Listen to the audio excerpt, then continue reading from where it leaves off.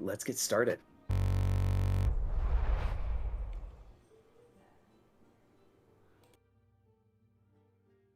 Let me just go ahead and hit that stream button here.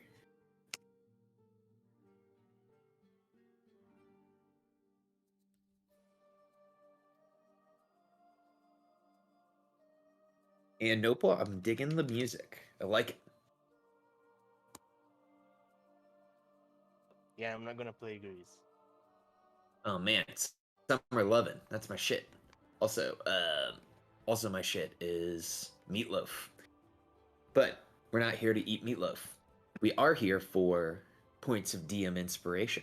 So for one, meatloaf is all right, but Grease is the fucking worst.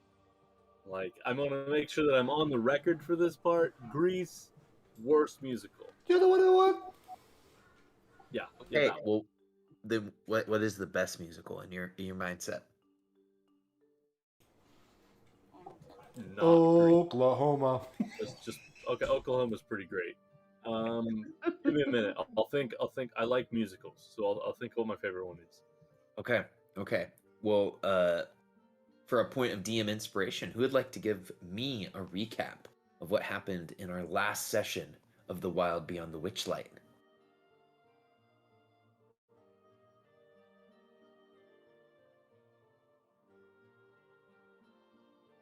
I guess I'll go. Please do. Last time, our intrepid zeros, as we are just little kids, kind of talked about how we all met through our mutual being in this orphanage, as well as our owlbear cub friend that we had found, and our individual stories as to how we were linked to them. Well, when the Witchlight Carnival came to town, our owlbear friends seemed to run away and go to the carnival, and we followed suit, trying to stop it from getting in trouble. We instead found ourselves in trouble, as we all did our childish harebrained schemes in order to try to blend in, and when confronted by security of the place, denied it with all enthusiasm that we had done something wrong.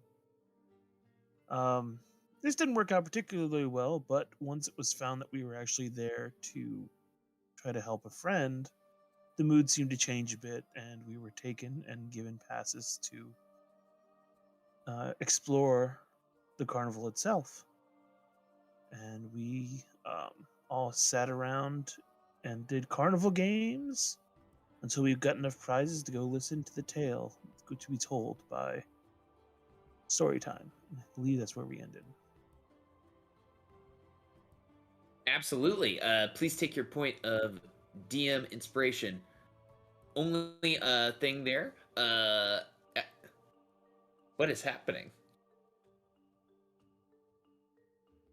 Only thing that was left off that you guys did encounter Mr. Witch and Mr. Light right at the end, so we will be picking up with Mr. Witch and Mr. Light there, right at the end. So take your point of DM inspiration. I think I had mentioned we would be playing with the fact inspiration. Oh, give me 1 second here, guys.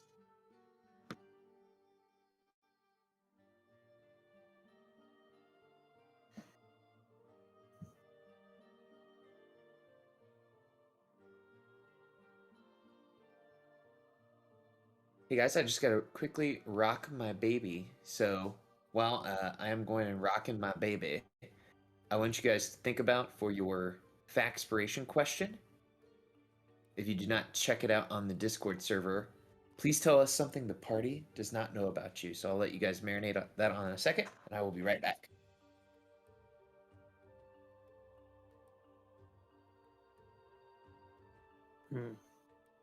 Now, this is something the party wouldn't know as us being kids. A party wouldn't know from the time we're adults. But it's sort of like out of character, so I don't think it matters which way you do it. Sure.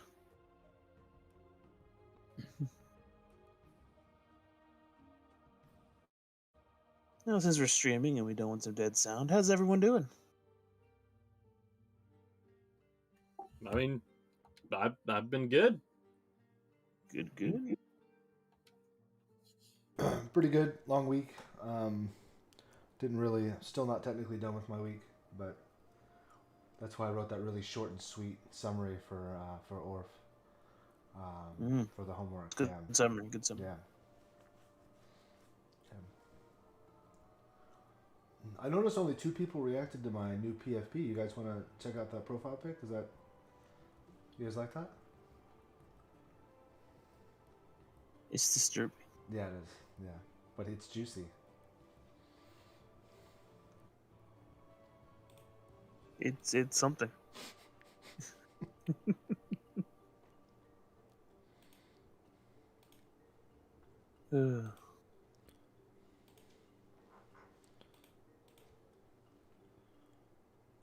Anything interesting come out this week since we last played that you're all excited about or interested in? In the news of geekdom or whatever? That Strixhaven was really nice, right? That came out this week, right? Yeah. I've not had a chance to really look at it though.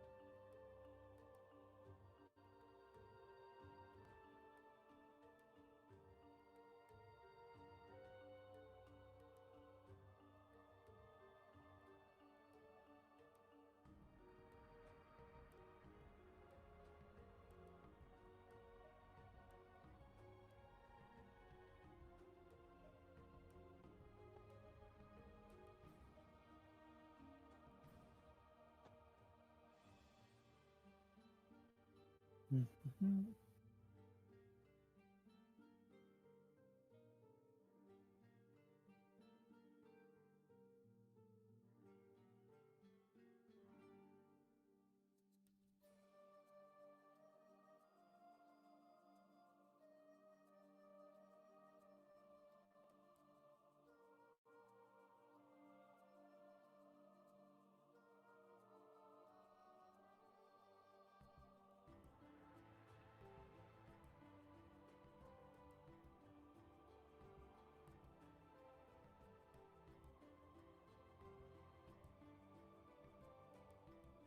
Anybody here happen to play Ark? I have played before, but not for a long time.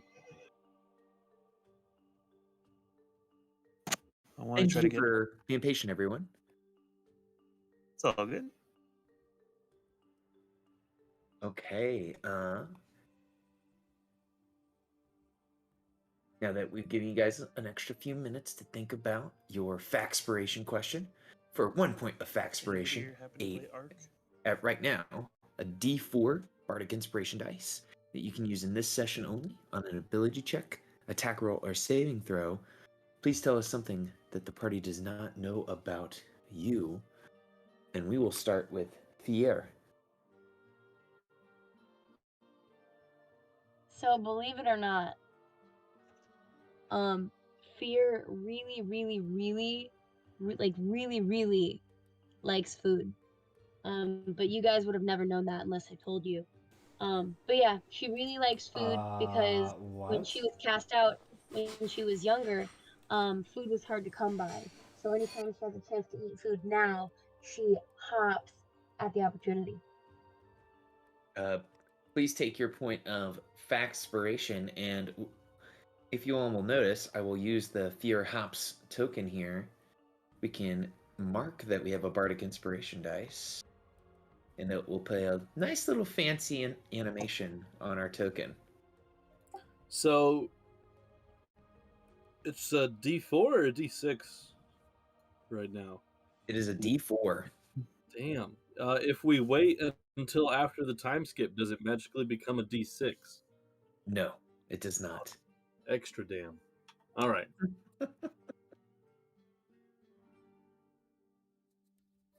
Okay.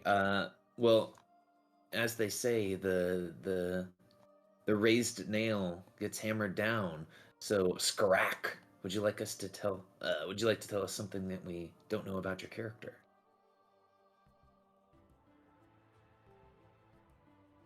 Yeah, I can do that. So Scrack, I guess this is sort of like, this doesn't have to be of little children, us, right? It can just be us in general. Correct. Okay. So after the time skip, Scrack was always a curious, sort of investigative little child. But after the time skip, and with everybody having lost something, and some of those things being physical and some of them being more metaphysical, I suppose, Scrack really gets into like understanding things and figuring out riddles and knowing why things go missing and trying to find things that have gone missing. And that's what naturally leads him to eventually become an investigator, with the supernatural side leading him towards various ghosts and spirits and such, which is why he ends up as a medium. Mm. That's super dope. That's super dope. Please give yourself your bardic inspiration dice.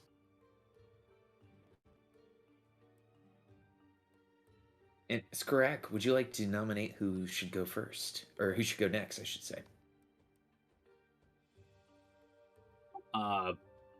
One of the people that hasn't gone yet would be my preference.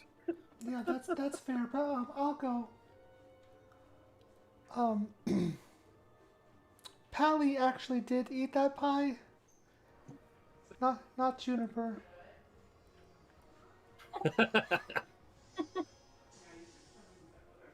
Of course. Please take your point of bardic inspiration, factspiration there. Okay, thank you. I nominate Noble. Okay. So I guess the kids would know that Luna is very sneaky. But what they wouldn't know is that he can actually turn invisible at will. What? Yeah. That's pretty cool. Nice. Now Pally's wondering if he actually Please. did eat that pie. Or was it Luna this whole time? Yeah, right. Well, with that being said, Luna, please take your point of factspiration. And last but not least, Athru, would you like to tell us something that we don't know about you? Sure. Since everything has gone down with Witchlight Carnival, Athru has become slightly obsessed with getting a pet owlbear of his own. And you might just get that opportunity. You just don't know when it comes to the Feywild. Oh yeah. Awesome. Well, please take your point of factspiration. And now that that has been covered, quick announcement. This is probably a given for most of us because of the holidays coming up. On the 24th and the 31st, we won't have session because that's Christmas Eve and New Year's Eve. And I have been spoken for by my wife.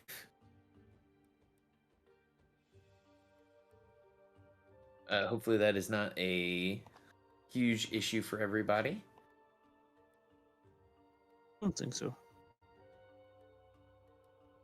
How dare you spend time with your own family instead of us? That's what I was gonna say. I'm pretty disappointed that Betrayed. Yeah.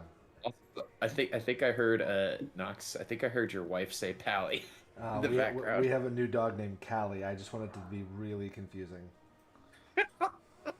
Excellent choice. Oh, okay. Well, cool. I just wanted that to be known. And everyone, before I forget, in your features section on your character sheet, this will, of course, come back to haunt us at a later time. Would you please add with a hoot and a growl?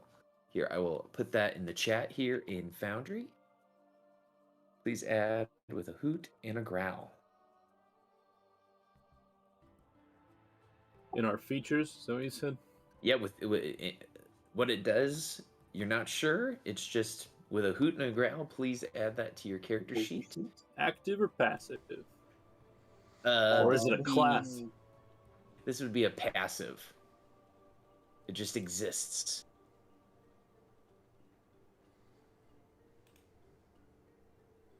Also, how is... this is interesting.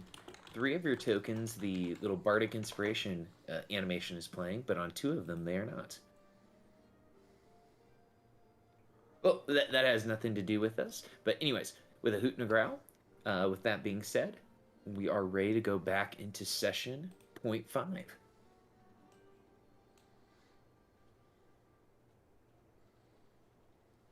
So the session ended with the appearance of the 2 elves, Mr. Witch and Mr. Light. And just in case I did not show you guys what those 2 gentlemen look like, this is Mr. Witch. Mr. Witch is a stout elf. I don't know if that description has ever been used in D&D. He's a stout elf. Very finely dressed with his pinstriped suit, and he has a glowing pocket watch that he seems to always be looking at.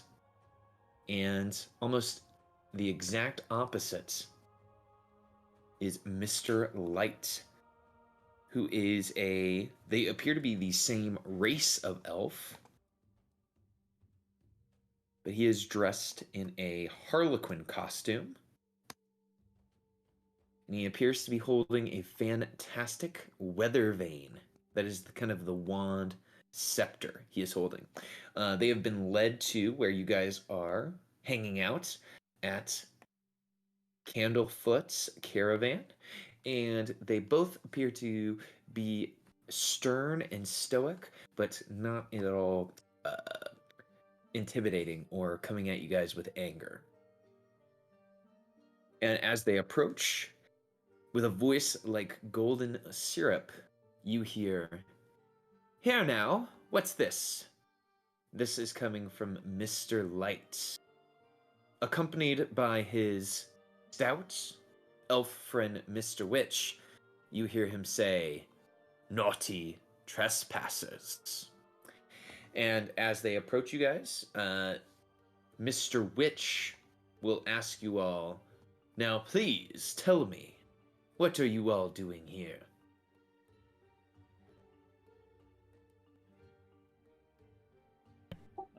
His previous attempts to save his friends having been foiled by the fact that they didn't need saving, Strack will step up in front, seeing his chance now, and say, "It was all just a misunderstanding. Our friend, our Juniper, she ran in here and we followed her. And we didn't know we were inside until after we were already here. We had to make sure Juniper was okay." You see that both Mr. Witch and Mr. Light look to one another with kind of a expression, almost in synchronicity. And they look to you and they say, Is someone opening a can of whoop-ass? What is happening?" Sorry, I didn't realize my mic was still on. I just got my food in from DoorDash. Oh, no problem, no problem. They look to you and say, "Juniper, did Candlefoot tell you about Juniper's owner?" I mean, can you really own an animal? I don't. He just sort of trails off, realizing that wasn't actually where the question was going.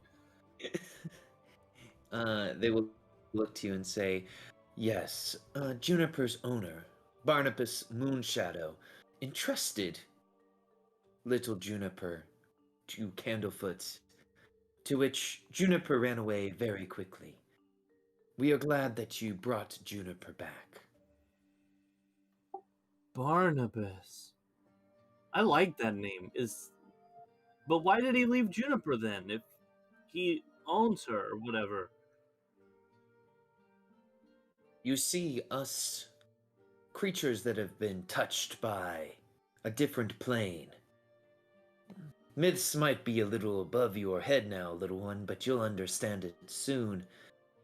We often have to go places that are dangerous. And this was a safe place for Juniper, well, Barnabas went elsewhere.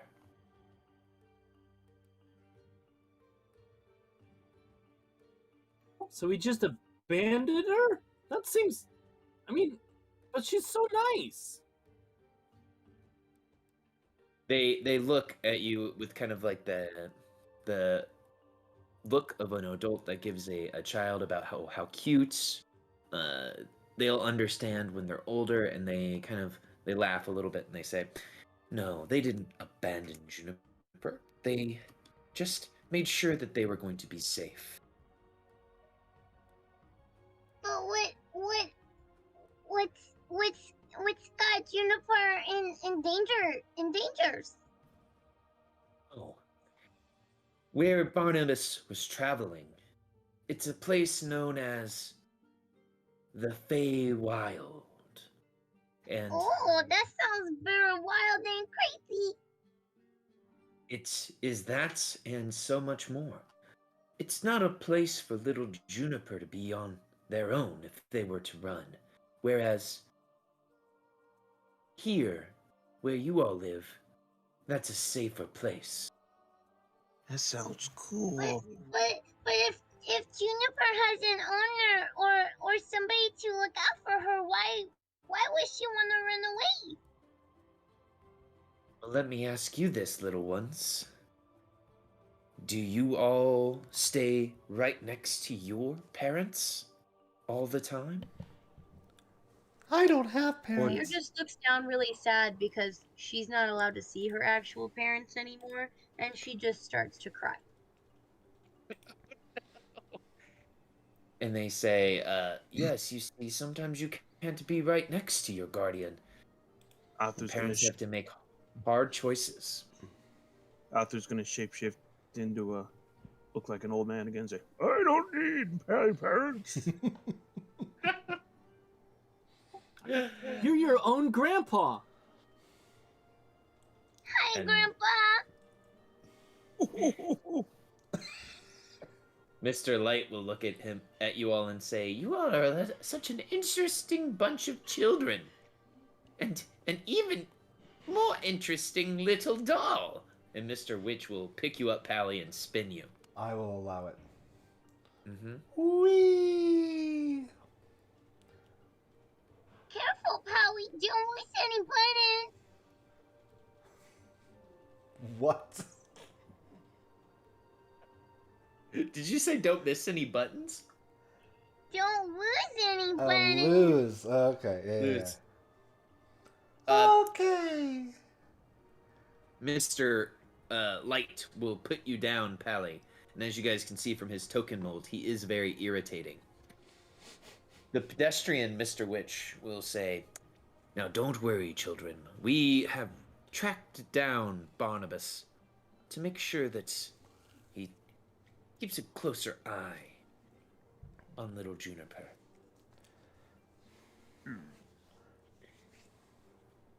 Now, the hour is getting quite late, and it is not safe for children like yourselves to be here without your parents or who is charged with looking after you.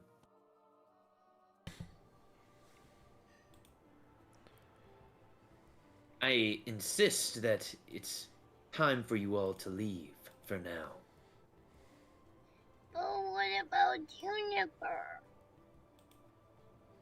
As you say that, little fear, coming from behind the Bop a Beholder display comes an elven man. I'll pop up his image. elves very androgynous. To some of you, it looks like it could be a man or a woman. And Juniper runs up to Barnabas and begins to lick him with his very barbed and sharp tongue.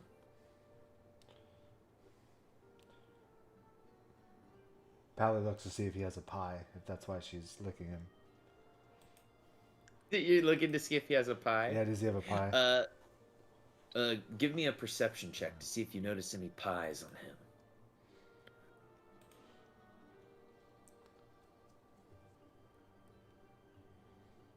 Okay,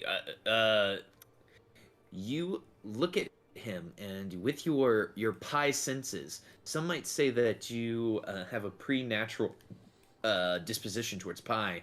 You see the outline of a disc in his pocket that could only be a mini pie. I want to run up and start licking him also. He goes, Who?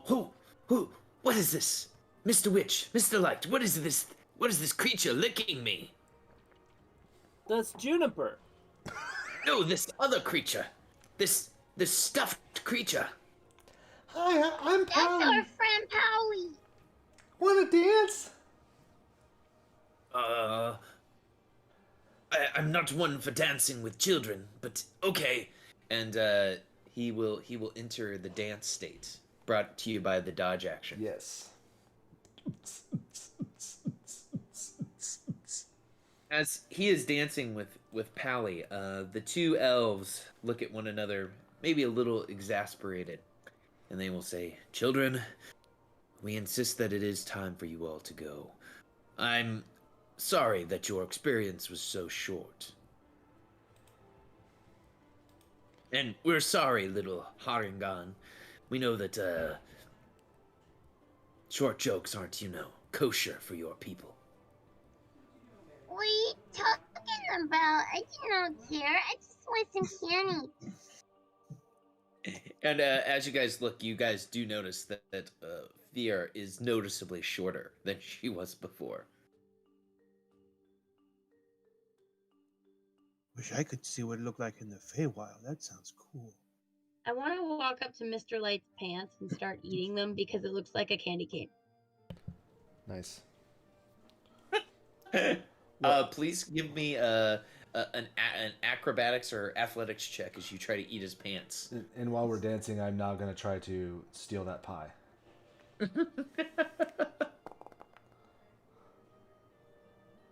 Okay, as you go to eat his pants, he's going to resist with his own acrobatics. Ooh. He does a jumping split in the air, and as you walk up to eat his pants, he puts a small peppermint candy inside your mouth. Yay, candy!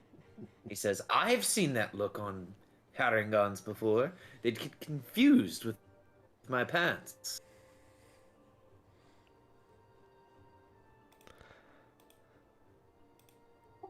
Mr. So we Go ahead. kind of accidentally just stumbled in.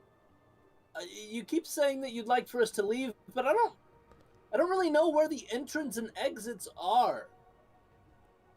Do we just go back out through the side where we came in, or? We will show you the way out. We will make sure nothing bad happens to you little kiddos. Thank you. Can I have a ride? I do not want to walk. My little feeties are tired. They scoop you up into their arms. And Pally, as you're dancing with Barnabas Moonshadow, give me a sleight of hand check to steal his pie. I really hope it's a pie. It's not that kind of adventure. Yeah. As you go to reach into his pocket to pull out the pie, you are swapped with a sharp wooden branch as he takes his wand and swaps your hand. I immediately appears turn that into you are start. not- I immediately start doing the robot with the momentum. Everyone you notice, Pally is doing the robot. Pally, you're so good at the Warforged. Yeah, that's what this is. I call it the construct. The two Witchlight owners basically start to how you say herd cats and start working you guys towards the entrance. Luna takes offense, I'm assuming. Yes.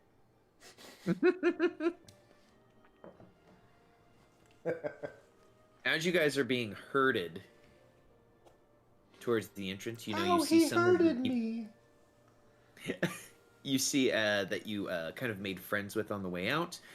Juniper is kind of sitting there at Barnabas's feet, kind of waving at you guys with her two little bear talons. Mm. You see- Jennifer, come give me huggies, please. I gotta go home. Juniper walks up and opens up her beak real wide and gives you the best, guesstimation of what a bear owl kiss would be. Oh, thank you, Jennifer. I love you too. And she can't respond back in common, but she gives you a very tearful blink. It's okay, Jennifer. We'll always be friends.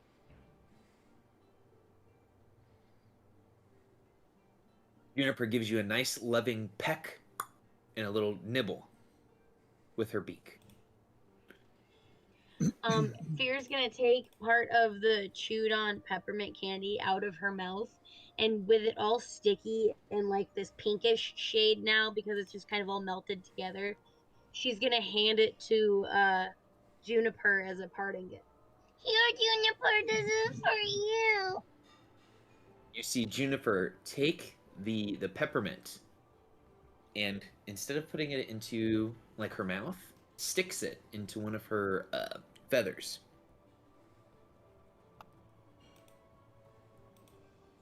That's so you can always remember me, Juniper. Just don't tell nobody else. It's our secret. She gives you a big wink.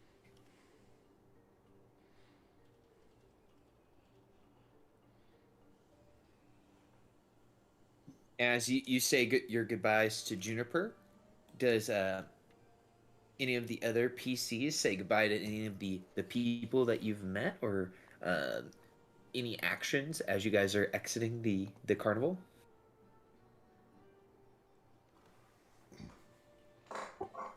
Scrack would also say, like, give Juniper some goodbye pets, but that's probably about it. Juniper will nibble your finger with love. Watch out for those new webbing things I've got, Juniper. She balks at them, like, bah! And licks them. Thanks, that tickles.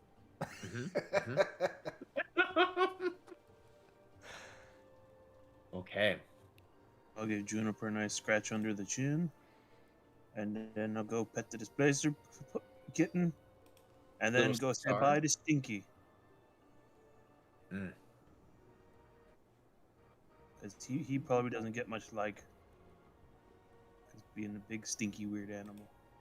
That's fair. That's fair. The cattle pass? Yeah. Absolutely. Fear's gonna turn around to Mr. Light one last time and go, Can I have one more peppermint candies? I did not know where mine went to. Of course, little one. How about something new? And he hands you the perfect old man candy. He hands you a butterscotch. Werther's Oh, what's original. this? This was extra tasty. Thank you. And just so we all know what Stinky the cattlepuss looks like, that's what it looks like. Oof. Woof. He's so cute. What a handsome boy. Okay, so as the two elves lead you out, Mr. Witch says to all, "Silly little gooses, you," and with quotation marks in the air, "forgot to buy a ticket. The carnival goes round and round, says light. The multiverse is our playground. Nothing's free and nothing's lost. Every visit has its cost. And they bid you all a final adieu as they escort you out of the Witchlight Carnival. Bye, And- everybody. They all wave goodbye. Now, as you guys are exiting, you can choose from the Witchlight treasures that you won, which included the Giant's Gloves, the Pocket Watch, and the Potion of Bubble Breath. You can add one of those to your character sheet to keep from childhood to adulthood. And those are in the Witchlight Treasures section in the Items tab. Items directory, it kind of looks like a suitcase on the right-hand ribbon. And I will make you guys observers so you can drop one of those into your character sheet. You said there were supposed to be 3. Yeah, we won. Yep, you Oh, should there's see the other one. Okay. Giant's Gloves, Pocket Watch, or Potion of Bubble Breath. I'm really eyeing those Giants gloves. If you look at those will make your hands grow to the size of the gloves. You gain no benefit from this. Oh, You just have big old hands. I don't know if you can say that's no benefit. Do you know how big of a pie I can hold with these things? One giant-sized pie. Okay.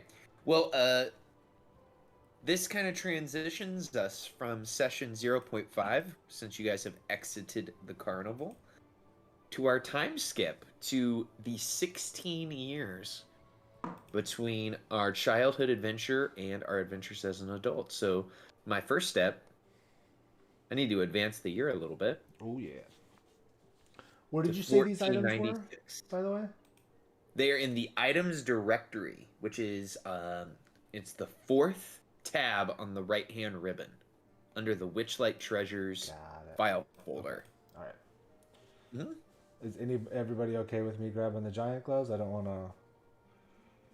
Yep. Okay.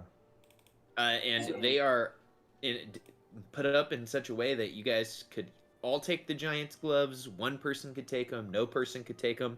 You guys can take one of any of those items. Oh, only one out of all 3. Correct. Oh, okay. Then if somebody wants something else, I'm not gonna yoink. Each of us can take one of the items, from what I can understand. That is correct. Oh, my bad. Okay, got it. Done. Yoink. Wow, these are so handsome. Look at that. Excellent. So, not that you guys have to read off your entire written backstory or what have you guys been up to, in a long format, but I'm going to ask you guys some of these questions. First things first, I'm going to start with Luna. Luna, since your adventure at the Witchlight Carnival in 1480, there's been a 16-year time skip. How did your character gain their class levels and their background, if you don't mind summing that up for us? I can. Just give me a second because my dogs are barking a little bit. Oh, a cat with dogs. Okay, they seem to calm down now. So Luna became obsessed with the story that Candlefoot told us about Baba Yaga, and eventually he linked the fact that his shadow was being weird and that he lost his favorite plushie to Baba Yaga being the culprit, because he's a kid. I don't know. And so he became obsessed with finding Baba Yaga, and after some years of living in the orphanage, he left without telling anyone, and got lost in the forest and eventually in the Feywild. Who knows how? He just stumbled into the Feywild while being inside the forest, and he barely managed to survive in the Feywild, and was found by some Bestani, that were traveling through there. You know, Vistani can travel through the Shadowfell and whatnot. So there was a group of Vistani in the Feywild. They found Luna. They took him in. One of them, especially called Balthazar, taught Luna the ways of the Vistani, basically, like a fortune teller and how to do curses and all of that weird stuff. Basically, the occult, and took him in as a apprentice. Then they got out of the Feywild and went into the circles and the big cities like Waterdeep, Baldur's Gate, etc. And they went around doing performances for the people. But Luna quickly realized that they were not actual legit fortune tellers. They were just getting pocket money out of people and basically stealing from them. But he was okay with doing that because he was learning magic. And Balthazar convinced Luna that they weren't hurting anyone until they did. And Balthazar did something stupid. He convinced a noble from Waterdeep that some other noble was sleeping with his wife, and the noble tried to assassinate the other noble that was supposedly sleeping with his wife, and blah blah blah. Legal stuff. Police. They all of the hurt Patty pinned the blame on Balthazar and their fortune tellers, and they got them. But Luna hid away while they were taking away his master, his teacher, and eventually managed to get away with all of their stuff. The wagon, the donkey, their belongings, and he abandoned Balthazar in Waterdeep and took off. That is amazing. Thank you for sharing. I I'm going to love ask the this- Vistani tie-in. Now, when we go to Ravenloft, it will just like flow right together. Whoa. Whoa.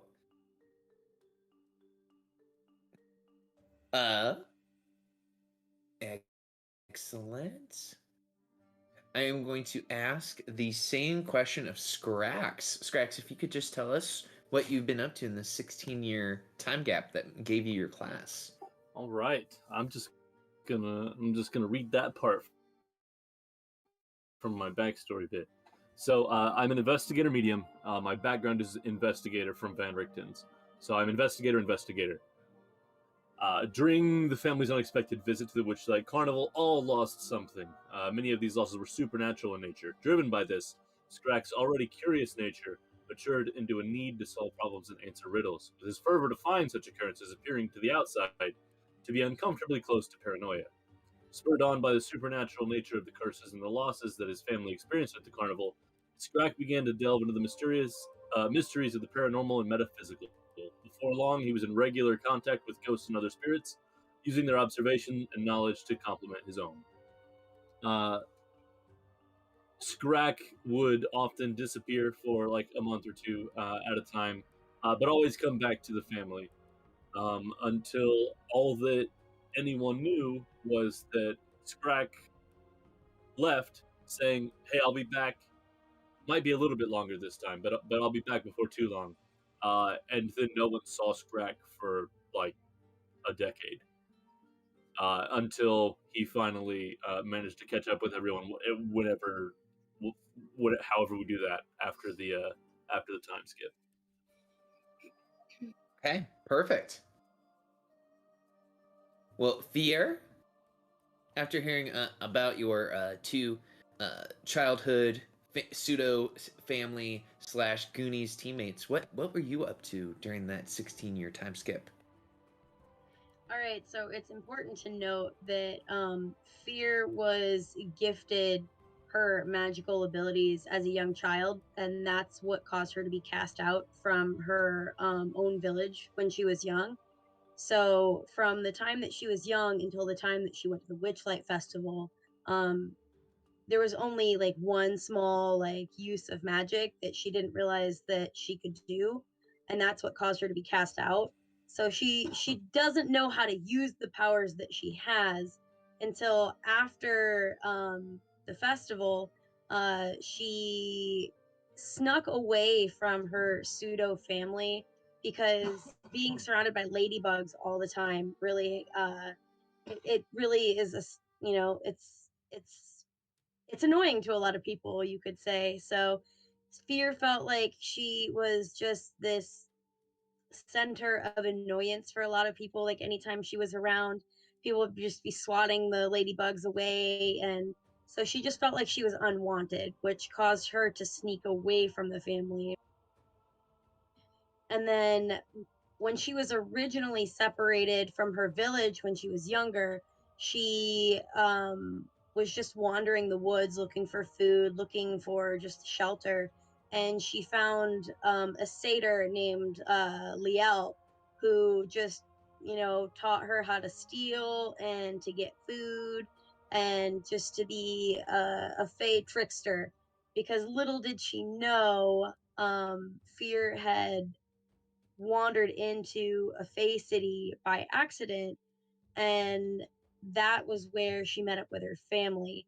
So after she left the family because of the ladybug incident, she wanted to go find Liel again because she thought that Liel would be the only person who would be able to help her because Liel was the only friend that she'd made before, and hopefully she wouldn't care that she had ladybugs.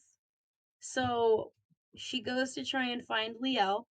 She manages to find her again, and then she also manages to find a pet mouse whom she named Rafe.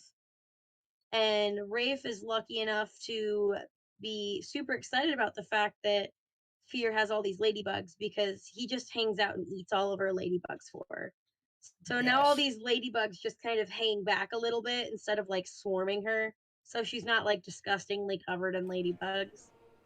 Um, So it's just Fear and Liel for a while, and then Liel discovers as they're getting older that Fear actually has magical abilities. So Liel took Fear to a distant relative that she has who is a sorcerer, and that is where Fear started getting a lot of her magical ability. Like she's just learning how to come into her magic and what to do and how to use it.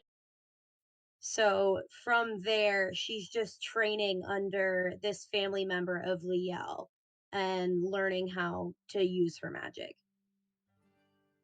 That's dope. Did they give you a set of panpipes? Satyrs are known for their panpipes. No, I wasn't lucky enough for all that. Mm, mm. Guys, we have to definitely get Fier a pair of panpipes. Set of panpipes? We have to get her some panpipes. Thank you very much, Fier, for sharing. If we can move to Athru. Athru, can you tell us a little bit about your 16-year time skip? Sure. Athru, after he wakes up the next day with one eye looking like a swirling mystical orb instead of a normal eyeball there, and kind of mouse-like features, he realizes maybe that wish of saying he wished he could see in the Feywild with his own eyes, as maybe he shouldn't have said that out loud. Because every night when he goes to sleep, he sees visions as if through his own eye of some other place.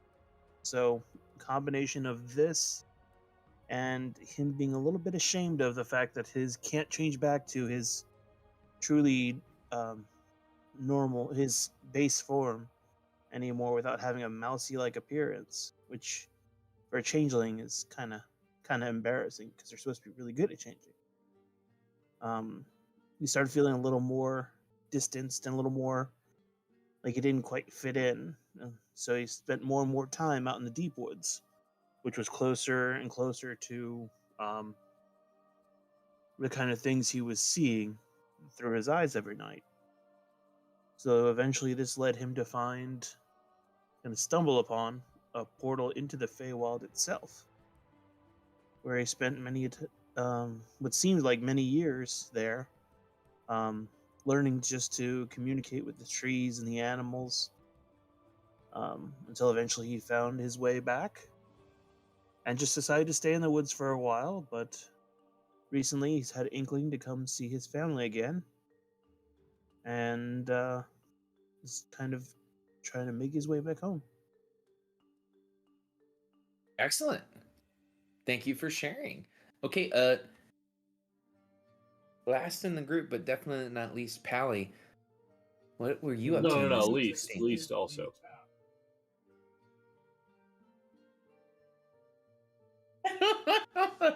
Sure. If that's what you want to do, that will work out for me.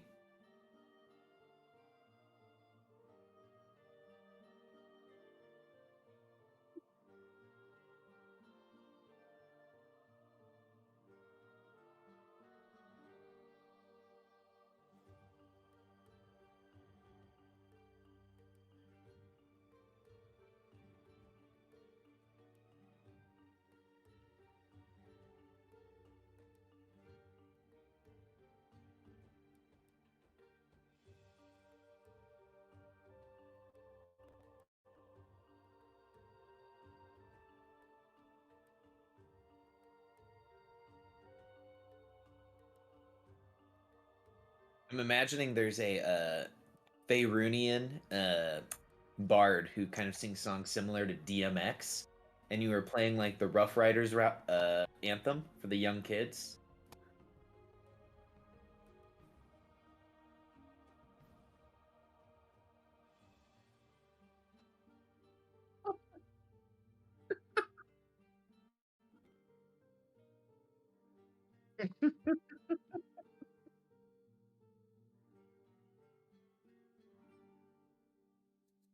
Would you try to ask any of the other Witchlight employees if they would tell you what skeet skeet meant?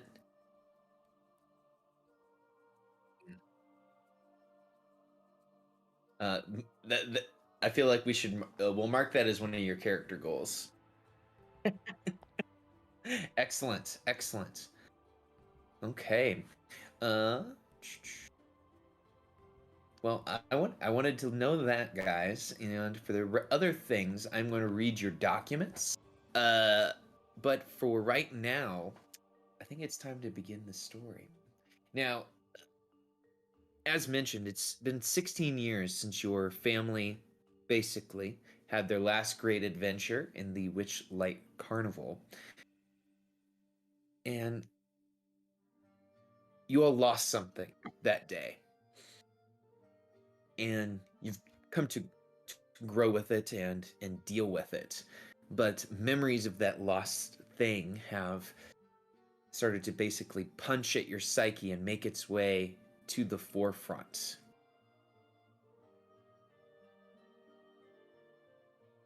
Almost like on cue, or as these memories and as these thoughts have pushed to the forefront, a indigo fairy dragon delivered a notice to you, a summons, to meet at the home of a human male named Madrick Rosloff. He has a humble abode near Waterdeep. He promises to give you direction to the thing that you may have lost, the chance to relive the nostalgia of your childhood and answers to the questions you have. He asks you to meet him on the third day of Elias, commonly known as High Sun. A question that I have for the party, and I will start with Scrack. Where are you when the Indigo Fairy Dragon delivers this message to you? Where are you at in the universe when this happens? So our residence in the material plane, I think I remember you saying somewhere that it was near like Waterdeep. Is that correct? That's correct. Okay, so I am back around that area because Scrack has just escaped what was detaining him for more than a decade, and his first thought was to track down his family, and so that's what he's been on their trail for a little ways now. So I imagine he's somewhere back around where their house in Waterdeep was. trying to figure out where everybody went when the dragon finds him. And it's on beautifully written paper, or I should say made paper with beautiful calligraphy on it.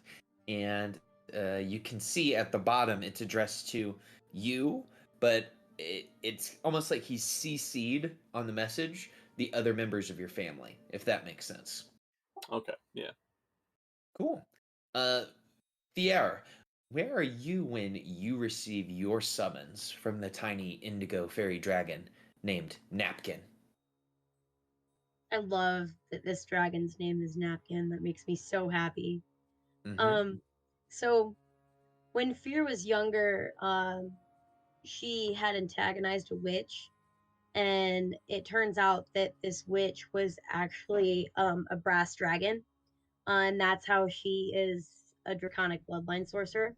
So after she was gifted her magic, she didn't realize that this witch was a dragon, and she saw it flying away as she came to after she was knocked out by being given these powers.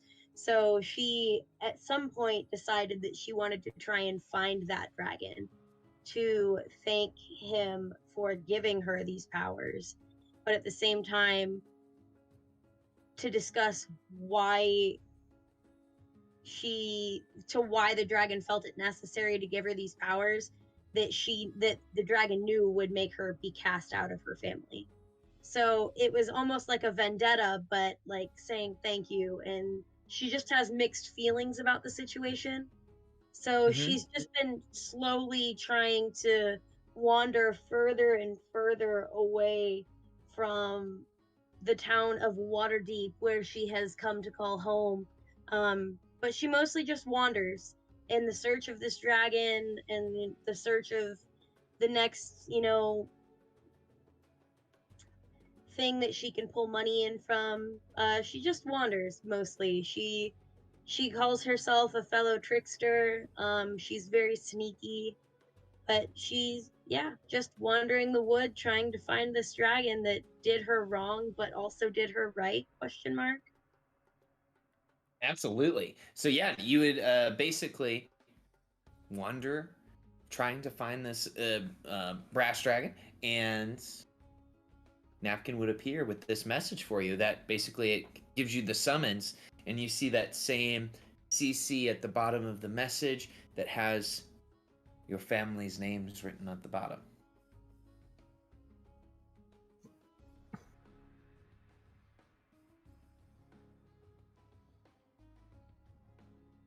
Excellent. And if you guys hear me typing, it's because I have my OneNote open with all of your individual OneNotes, and I am furiously typing things. Furiously. Okay. Luna, where would you be when Napkin delivers your summons? Some small town near Waterdeep, freaking people out of their pocket money. Excellent.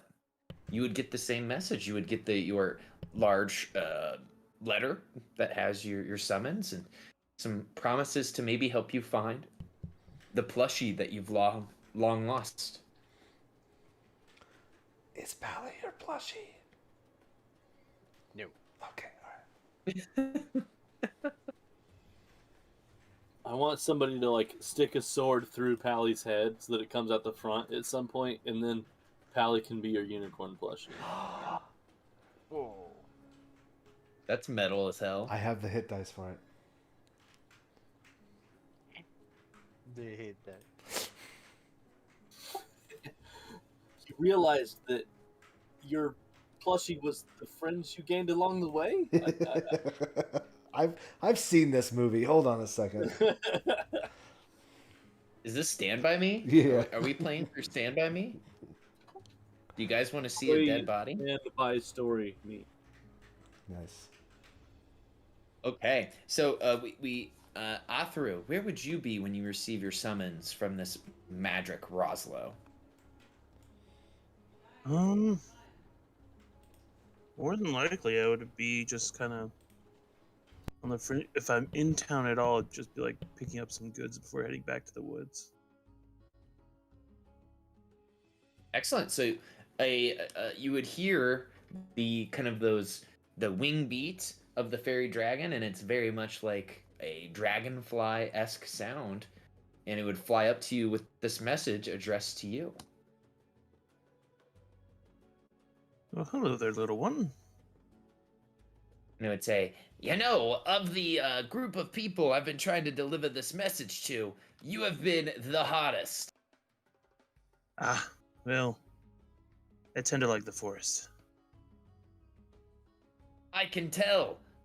I've been getting gnats out of my scales for the last few hours. Now, here you go. And he gives you your letter. And you see it's addressed to you. And when you open it up, it has the message. I'll pull a good berry from my pocket and say, here, that should help pep you up a little bit. Like, oh, one of the good berries. We got some people back at the farm that try to, weaponize this stuff. They make a bunch of good berries, they stomp on them, and they ferment it. You ever had good berry wine? No, can't say that I have. Oh, you're in for a treat then. Don't let that magic be stingy. Make sure he gives you some of that good berry wine. All right, then. Excellent. So you all receive this summon, and does anyone choose to ignore it, or do you all follow it? No, I follow it. Thank you for taking the quest hook. Pally doesn't though. I don't think I got the summons. I think that. Oh no, here it is. Sorry, I've been wandering around for 5 years. Yeah, I make my way. So, Pally, you actually receive yours in kind of a strange way, because you got kicked out of the Witchlight Carnival, correct? Correct. So, do we see a scene of Pally like passed out in a gutter? No, I'd like to think that he gets tossed out like, stay out of the Woolsworth, and like as he's like dusting himself off, like Napkin just kind of shows up, like, oh, perfect timing.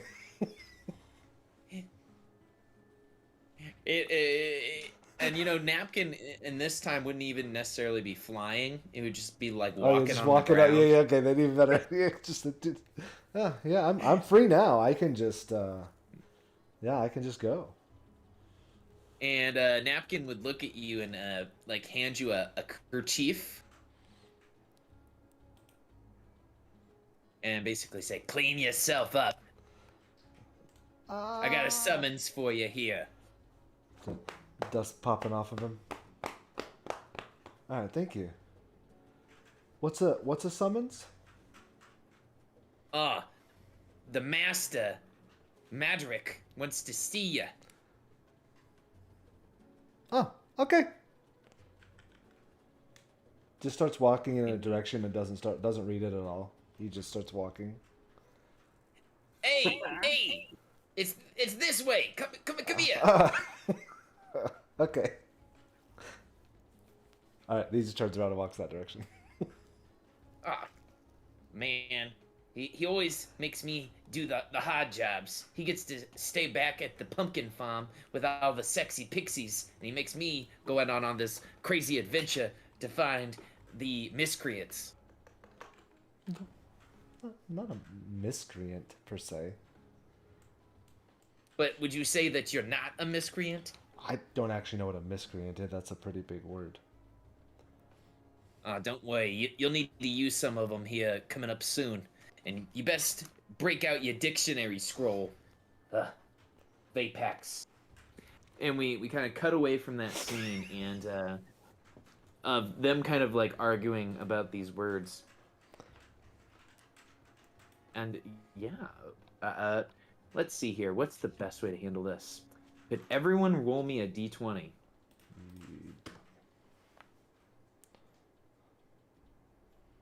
Scrack, I thought he said the hottest. Was I talking about the hottest Yeah. club? Yeah. No, Waterdeep? when you said the hardest, Yeah. but in that accent, I thought you said the hottest. You were the hottest of them all. Listen. I'm an indigo fairy dragon. I've got very specific tastes. Fear, you are the first to arrive at this pumpkin farm. And when I say pumpkin farm, I am not joking. Let me show you exactly what you see as you arrive.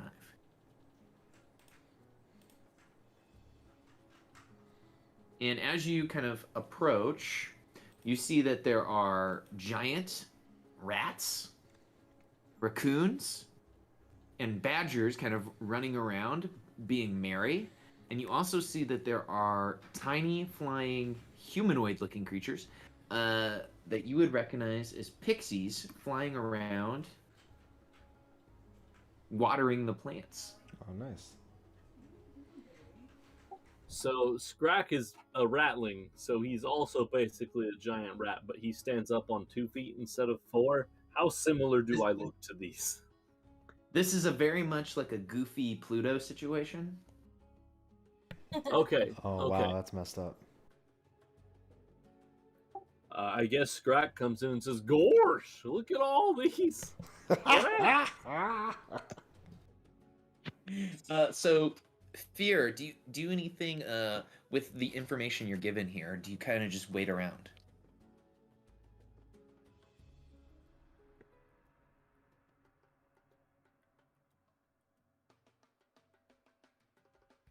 I think Fear's waiting around. As we wait for Fear's response, Scrack, you show up soon after Fear. So I feel like Fear, what she would do is she would walk in through this pumpkin patch, and in the back of her mind, while she's trying to play it so cool, baby Fear is just going, Oh, pumpkins! but she manages to play it cool and goes and perches herself on one of the pumpkins and just sits patiently and waits to see what happens. Excellent. A kind of a giant badger would approach and hand you basically a hot steaming cup.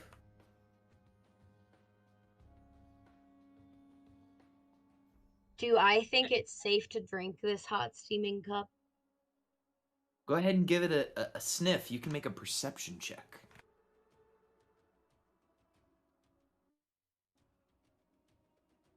And if I set this up correctly, this will roll to me blind. Oh my gosh. Let me reveal this to everyone. You know exactly what this is, Fear. This is a pumpkin cider. Fear is all about that. She just starts sipping on that cider.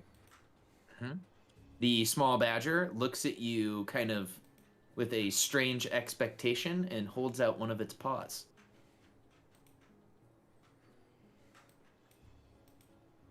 Fear, being the bunny that she is, holds out her paw as well, shakes his paw, and then says, "You can go now." Nice. The badger sighs and walks away. Does anyone or Fear? Do you speak badger? I don't think I do. Just a very different rodent dialect, yeah. In subtitles, we see frickin' Karens, and it just walks away. Did he say he said carrots? Nice. He walks away. The badger looking quite contempted. Scrack, you arrive on the scene and you see Fier, your foster sister, sitting on top of a pumpkin, drinking what looks like a steaming mug. Scrack walks up. He goes, "Well, I'll be. It's little baby Fear. I haven't seen you in must be nigh on 12 years now."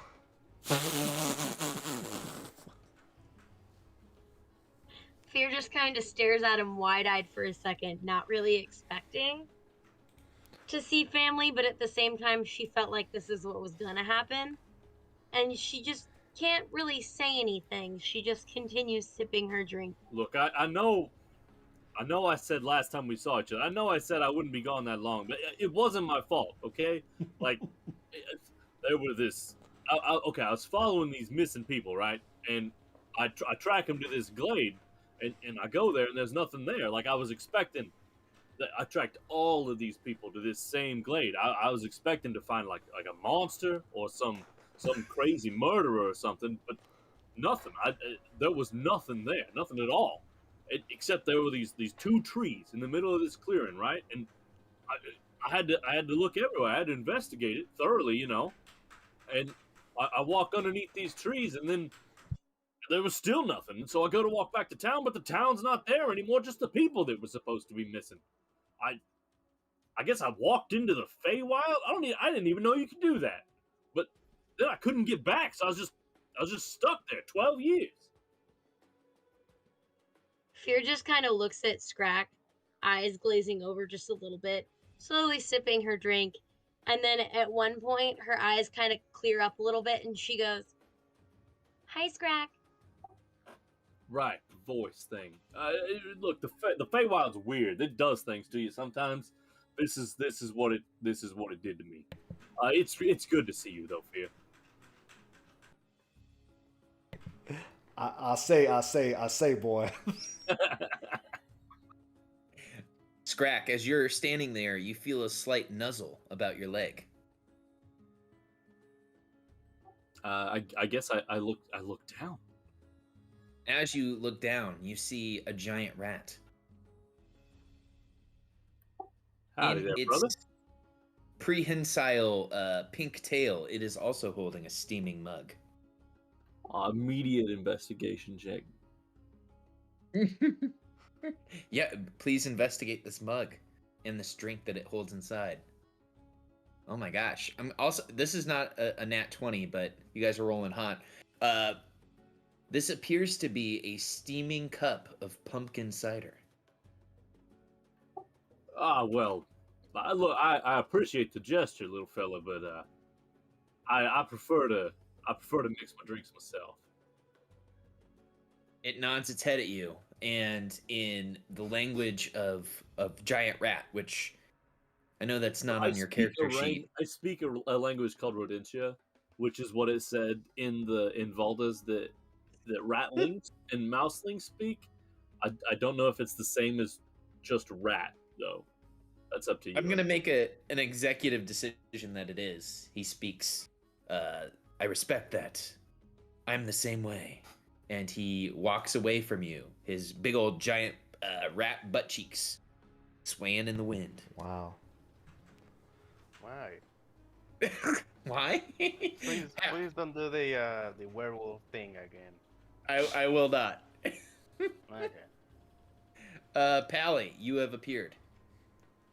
What do you do in this situation when you see your two foster brother and sister sitting there?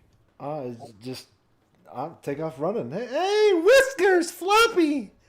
What's up? I have a question about Pally before I respond. Was your third button eye always loose like that, or is that a more recent development? That is a party injury that occurred after going back to Witchlight. Okay, so it would not have been there the last time I saw you. No, you would have just remembered a normal little eye. Scrack looks down. He's like, Pally! And Pally, what happened? What, your eye? Oh, it flesh wound, Whiskers. It's barely hanging on there. That's not a flesh wound. That's a what? It works just as good. Actually, look, and he takes it and he moves it around the side. I can see behind me. That's just Pally. That's just thread. We could sew that back on there for you. Yeah, it is what it is. Pally, would you like me to sew your ears up for you? Well, no, the eye. I paid really good for this character Look at art. his ears! I paid a lot for. Literally has fluff falling out of his ears. I paid a lot for this character art, so let's keep things the way they are for a little while. But sure, at 5 or 6 level, we can get some updated, and we'll do that then. Scrack starts looking around, and with his natural skill in investigation, he goes, 1, 2, 3. Oh, yep, there's the fourth one right there. It's broken. What? I was counting the walls. Oh, nice. Nice. Okay, I like that. Mm-hmm. Yep. Mm-hmm. That's fair. That's true. That's how it works. I just want to note that Fear rolled her eyes, which she will probably always do anytime Scrack talks.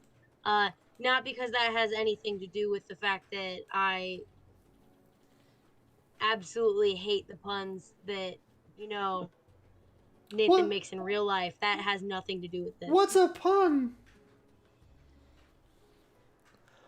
Hey, where's that? Let's not get into that because then Scrack will just talk forever and ever again. Oh, is that pumpkin cider? Well, there is some. There was this rat, this giant rat, not like me, but like 4 legs.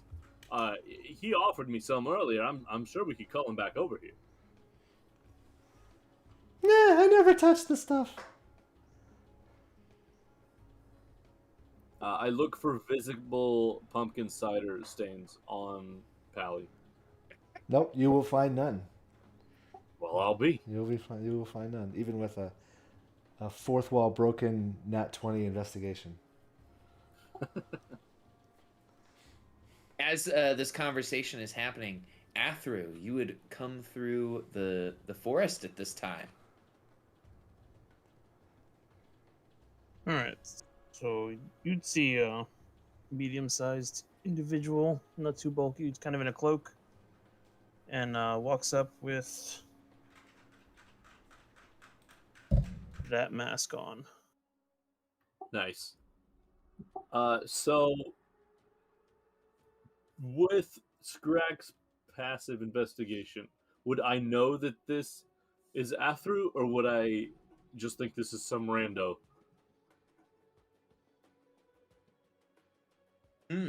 Now, quick question here, Athru. Are you able to switch your form? Do you have that ability using the right click option on your token? I do not have that option right now. Okay, I'm gonna have to figure out how to set that up for you on your side of things. Yeah, I don't have it on my familiar either. On your coin? Yeah, I saw that you changed it earlier. But I don't believe what we might have to do for you to do it yourself, I might have to send you the files, and then you might have to set it up on your side of things. Because I can do it, but that doesn't help us out. So we can do that after the game. Also, that's fine. Athru, did you see your very extensive wild shape folder? I do not see any. Well, never mind. I see it now. Okay. Excellent. Okay. Athru, that is for you to decide whether or not he recognizes you with his passive investigation. I'll pull down the mask a bit, and as I'm pulling it down, shapeshift into a rodent-like face. Say, how's it going? Athru, it's good to see you. It's been a while. What you been up to? Just living out in the woods, enjoying life. And I'll turn to, as I turn to Hops, I'll mirror a male of the rabbit. I can't think of the rabbit species name. Sorry. Harrigan. The Harrigan, a male Harrigan, and say, "Good to see you, Hops." Fear is actually really weirded out by this because she hasn't actually seen another Harengon since she left her family's village. So she kind of just withdraws and she's just like, and just kind of like shivers away from it. And turn to Luna in kind and shape change into a feeling. Luna's not here yet. Oh, sorry. I am Pally, damn it! My name is Pally! I'll turn to Pally and look like a stuffed animal version of a person. Faces! How are you? I'll give Athro a hug.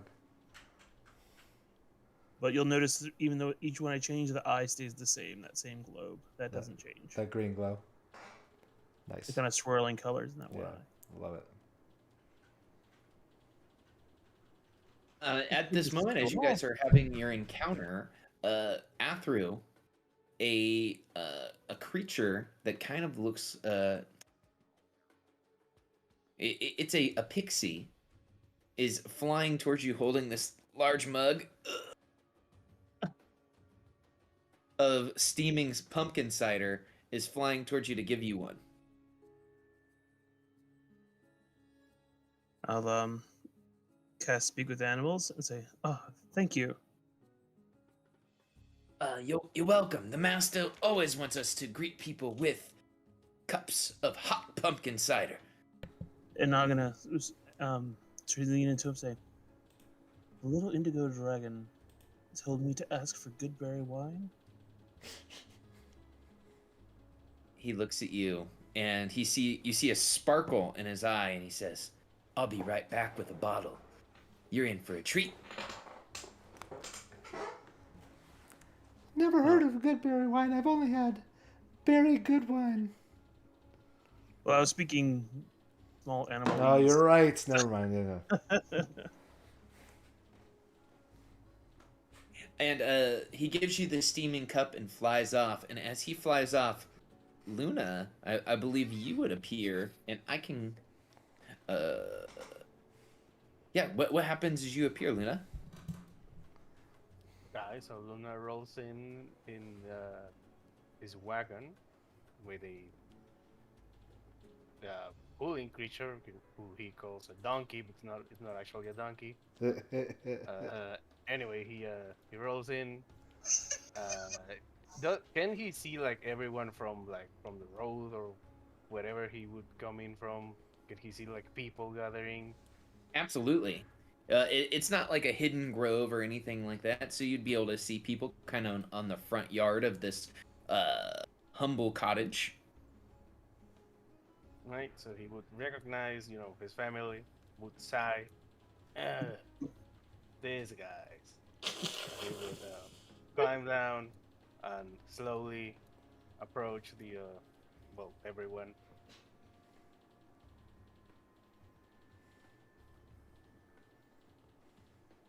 And he would just wave at everyone, say nothing, sit down somewhere, wait.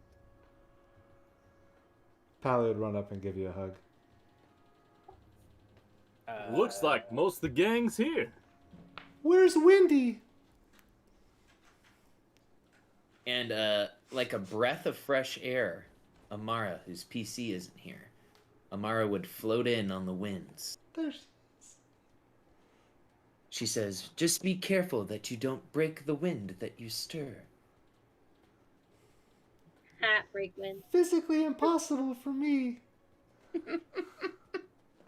And as you guys are all there, Luna, a giant badger, very similar to the one who delivered a glass of pumpkin cider to Fier, comes out with a steaming mug for you as well. Luna will reject it like, oh, yeah, I only drink tea. And he would pull up a teacup from who knows where, and it's already filling with steaming liquid. The badger shrugs, and then looks at Pally, narrows his eyes, and badgers over to you to offer this glass to you. No, I'm good. And he pulls out his own cup and casts Legendary Libation. Fills his own drink. There we go. Excellent. The badger looks to the camera and does one of the Flintstone dinosaurs it's living. Yep. And walks away. Okay. As you all are kind of sitting around getting, catching up, an old man walks out of the house. And let me move you guys over to this little pumpkin map.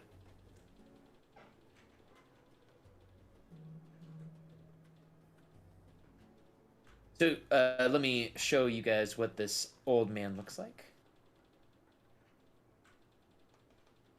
Now I can only see a teeny little glowing area around my person. I cannot see anything else on this map. Same. I'm sorry about that. Let me quickly drop Only creatures with The a dark beat. vision. the beat and a light source for you guys real Oh, quick. that works. But that is what Madrick looks like as he walks out of his humble abode. There we go. That's magic with an M. Madrick. It's Madryk or YCK. Excuse me. Okay. Okay. So, you have all been summoned to the abode of this human named Madrick Rosloff. He promised directions to find your lost possessions, the chance to relive the nostalgia of your childhood and answer questions you might have. He lives on a giant pumpkin farm, sharing his rustic farmhouse space with rodents that you've met and pixies. You guys, just from looking at him, can tell his adventuring days are long behind him. He looks quite old and frail. Nevertheless, he looks delighted to make your acquaintance. The man walks towards your group and waves and says, "Hello, my name is Madrick Rosloff. Thank you for answering my summons. I've brought you here because I've discovered through my many connections that you all have a connection yourself, one way or the other, with the Feywild, with the Witchlight Carnival, and I believe that we can help one another." Now, Madrick, I mostly just came here because I thought I could meet back up with my family, which is what I've been trying to do for a while anyway. But what? I just got out of the Feywild. I don't know if I enjoyed it there, but I don't know if I'm ready to go back yet. Let me ask you all a question. Did you all lose something the day you went to the carnival? Something near and dear to you? I lost a lot of things at that carnival. Flash cut. Give us a cut of something that you lost at that carnival, Pally. Dignity. I was getting tossed around like a dwarf. The dwarves have it good. The dwarfs got it good. Pally, you would have been thrown around by a specific witchlight hand. His name is Thaco. He would have been throwing you around with one of his buddies back and forth. I call them hands 1 and hands 2. Mm-hmm. Well, Madrick responds, "So, if you all lost something, are you interested in getting it back?" Where's Lieutenant Softhooves? Give him to me. Does he have anything on him like loose, like a string pouch hanging from his neck, or a dagger, hanging on his side or something like that? He has a dagger. He has his cloak. He has his staff. For anything else, it would perhaps be hidden in his robes. Alright, I will cast this on his dagger. A non-magical object you choose within 30 feet sprouts for legs and run away. So yeah, you guys see his dagger sprout legs, pop off his belt, and begin running away. That's new. That's an interesting trick there. You're the one called Luna, if I'm not wrong. Yeah. We'll make his dagger move into my hands. Would you like to keep it? It's not much use to an old man. Not really. It's not one of my prized possessions. Something I just smear butter on toast with. You. You don't like butter? I do, but you touched it. Yeah, it's the word smear. Well, you can keep it for now. I don't want you to think that I'm a violent man. I'm here to get things done in as peaceful solutions as possible. Now, just wait a minute, Luna. This man invited us to his home and is given us this generous offer. I think we should return the man's possessions. Ah, sure. The dagger will run back. There we go. That's more like it. That's cute. Thank you. Scrack, you seem to be the more reasonable person in this group. Well, shucks.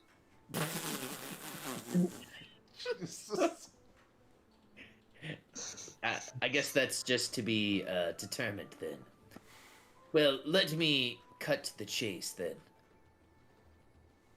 I know how you have lost something. It was taken from you while you were at the carnival.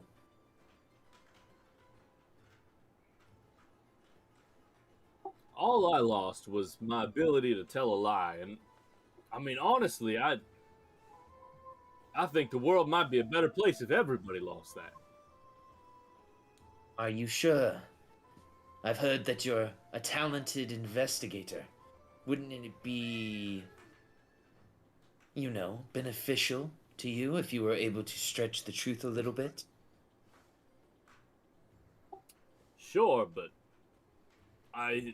in my sort of work, that's a slippery slope. First, you're stretching the truth, then you're falsifying evidence. You know the guy did it, so why does it matter? I don't know if I want to start down that path. Yes, of course. And then you're sprinkling hag dust and gnome crystal onto knocked out perps' bodies. Yes, we don't want you to do that. Exactly. Now, I will say, I did enjoy my time at the circus, though. I'm not opposed to returning. and coincidentally, it is returning. It is coming back to this plane, this turn around the stars that we have coming here. He kind of peers at you all. Athru, wouldn't you like to regain what you've lost?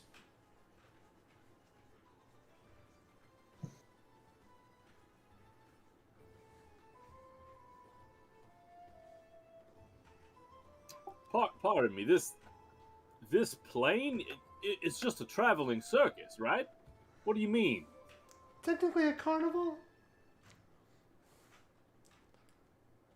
Well, you see, this Witchlight Carnival, it's run by a pair of Shadakai elves named Mr. Witch and Mr. Light.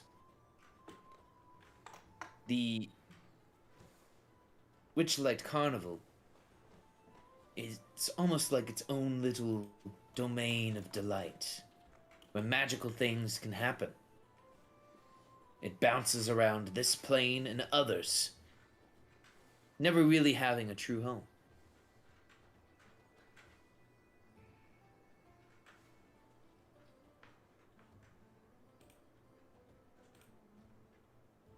And it's coming back then. It's coming back. And I think it would be best for you all to go back. I'm asking you to do so, if I can be quite transparent. I was an adventurer like you all.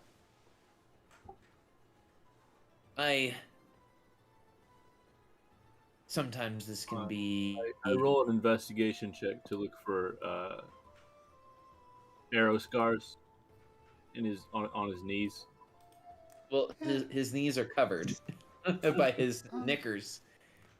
Well, sure, but I've got expertise in this. Surely I can tell by the way he walks. Well, what if an arrow is still sticking out of him? You see that his knees look quite frail and old, as he is a man in his 80s. You see, I am what you call a pact holder, a warlock, if you will. Ooh. I received my magic from my patron. Oh. My patron, I have been unable to contact for the better part of a year, and I fear that something terrible has happened to her. Who's that? Tell me. It's not Baba Yaga, right? I am not patroned by Baba Yaga. My patron's name is Zybilna. Zybilna. Is there any reason any of us would have heard of this patron before? Well, as he says her name, each of you has a moment of nostalgic bliss. Oh, it's Juniper. Scratch. Oh, it's a mama. Oh. Would you give me a D8, please?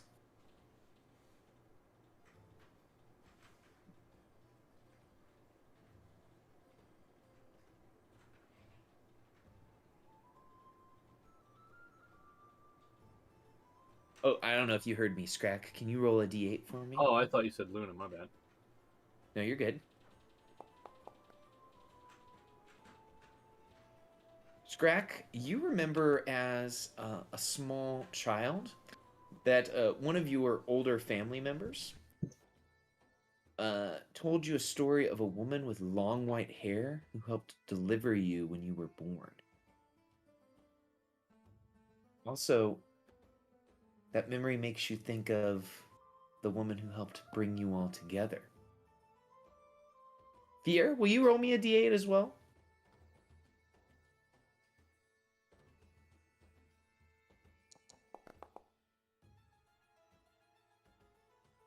Fier, you remember the time that as you exited your burrow, you remember a woman with beautiful long white hair gave you a cupcake as you were running through the woods. And when you ate that cupcake, it made you feel very special.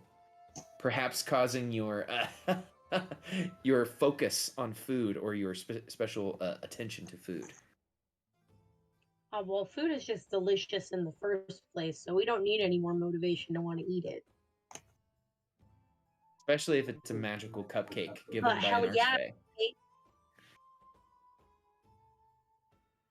Archfey. Pally, would you give me a D8 as he says Zybilna's name? Pally, when you were just a little Geppetton, you fell into an icy pond, and you probably would have died had this white-haired woman not fished you out of the pond and wrung you out. Oh, yeah, I remember that. It's crazy how we can forget these things, right? Yeah. Luna, will you roll me a D8? This is ridiculous. It's ridiculous? Why is that ridiculous? Luna, you can remember as a small tabaxi kitten, you were visited by this white-haired woman who made you feel better. You were ill, you were sick, and she nursed you back to health.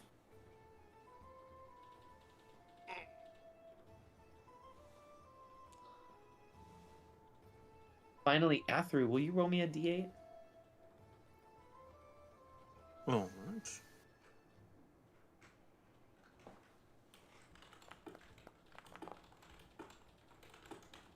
Okay, I'm gonna take your 2 and we're gonna say, Athru, you can remember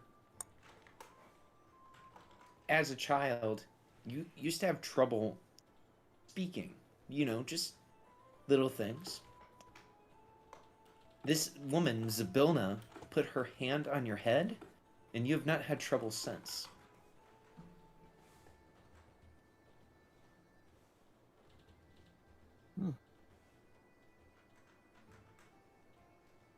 Madrick will kind of go on and pontificate. I'm asking you to go to this carnival. It may, leave in the next week or two, and I believe it contains a Fey crossing, a route from this plane to the plane of the Feywild. And that is where my patron is. That is where Zybilna lives.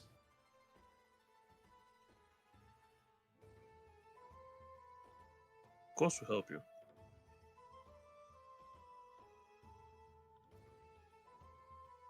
Alright, fine. I don't want you to think this is just out of the goodness of your heart. I've acquired many treasures and made important contacts during my adventuring career. I would like to pass the treasures I possess and the favors I am owed to you all.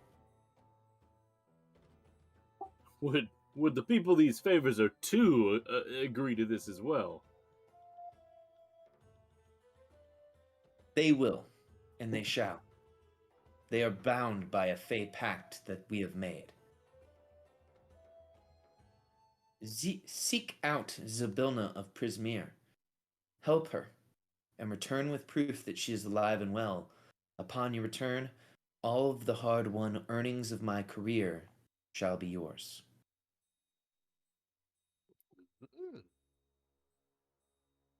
Well, I'm not necessarily one for hunting down material gain, but I can't resist a mystery.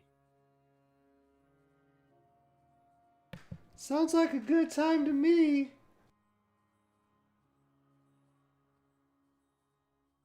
This person seems important, not just to him, but to us. I remembered images of her. At least what I think is her. Yeah, me too. It seemed she was old already when I was born. She must be.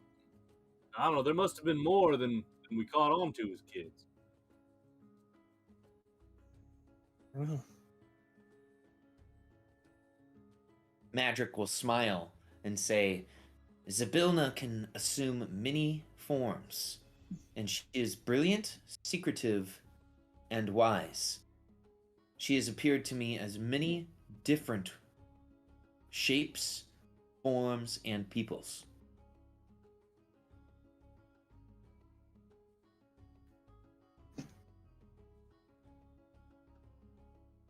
Well, What?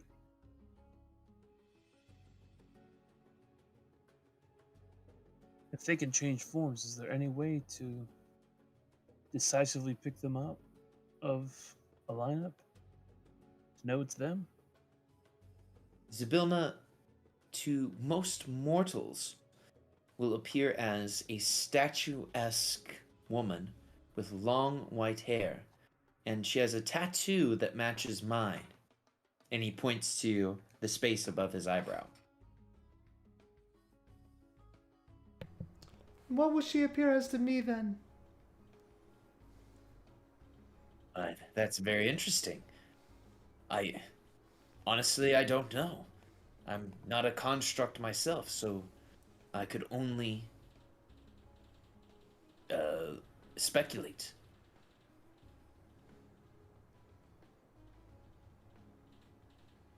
Okay. I suppose unless there's some sort of advance, we'd best be starting out. I was to ask if you had any questions or any things you needed, and I could potentially help you. This would be the time to ask. Well, I suppose if you have any level 1 ritual spell scrolls, I wouldn't say no to them.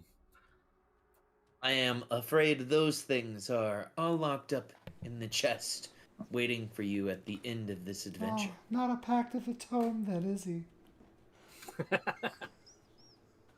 He looks at you and narrows his eyes. over a and says, napkin, and I say, back to the chain, I'm thinking.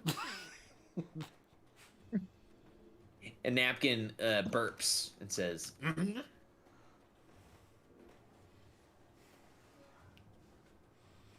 Who the what the huh now? He I don't says, get don't worry. It's simply how you say warlock speak. it. Yeah, I don't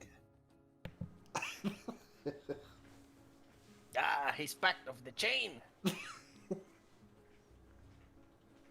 He likes chains? I don't Mm-hmm. I don't get it. Mm-hmm. Yeah, you might say sticks and stones may break his bones, but those chains and whips, those get him riled up. I got a stick They- and I hold up my quarter I staff. see.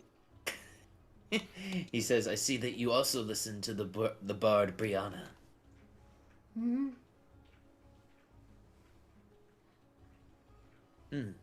Well, if you all don't have any questions, perhaps we should enjoy a bottle of good berry wine. Oh no, I'm afraid I'm gonna have to decline, but I appreciate the offer. Well, will I be... Only tea.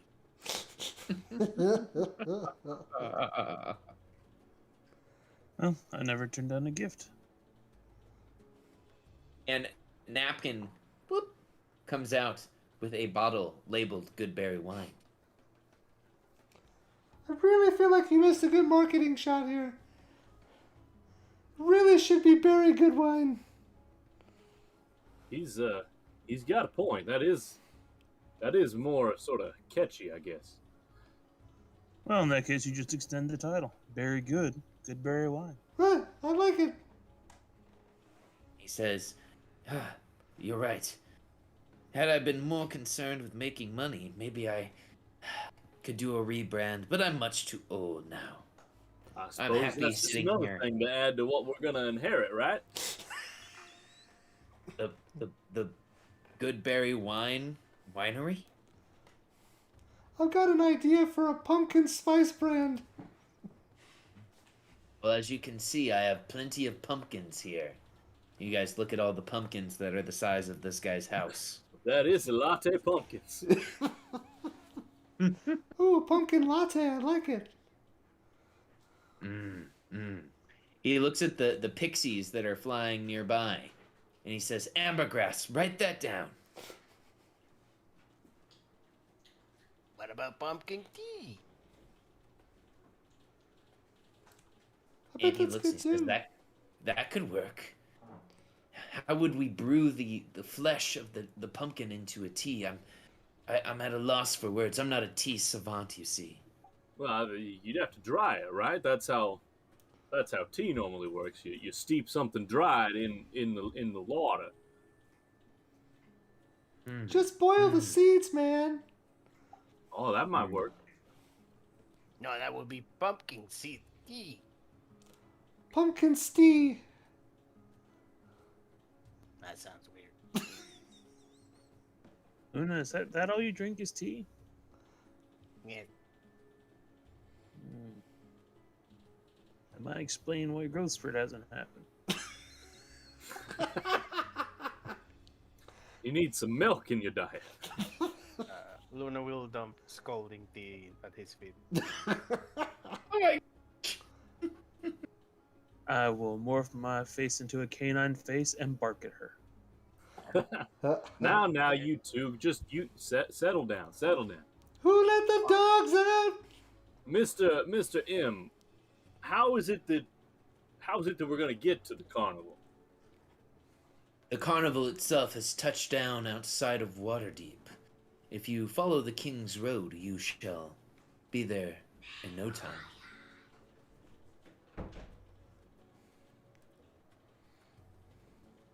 I don't think you'll need a map with the powerful investigative mind of Skrak and the wilderness knowledge of Athru.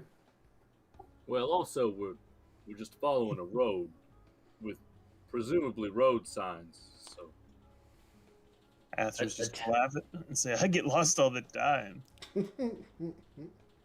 A task that you say is easy, but sir, I have been on many road trips, and even with clearly lined signs, and even a clearly labeled map, it seems that even the most perceptive person can get lost. That's fair. Getting lost is just an adventure you don't know you're having yet.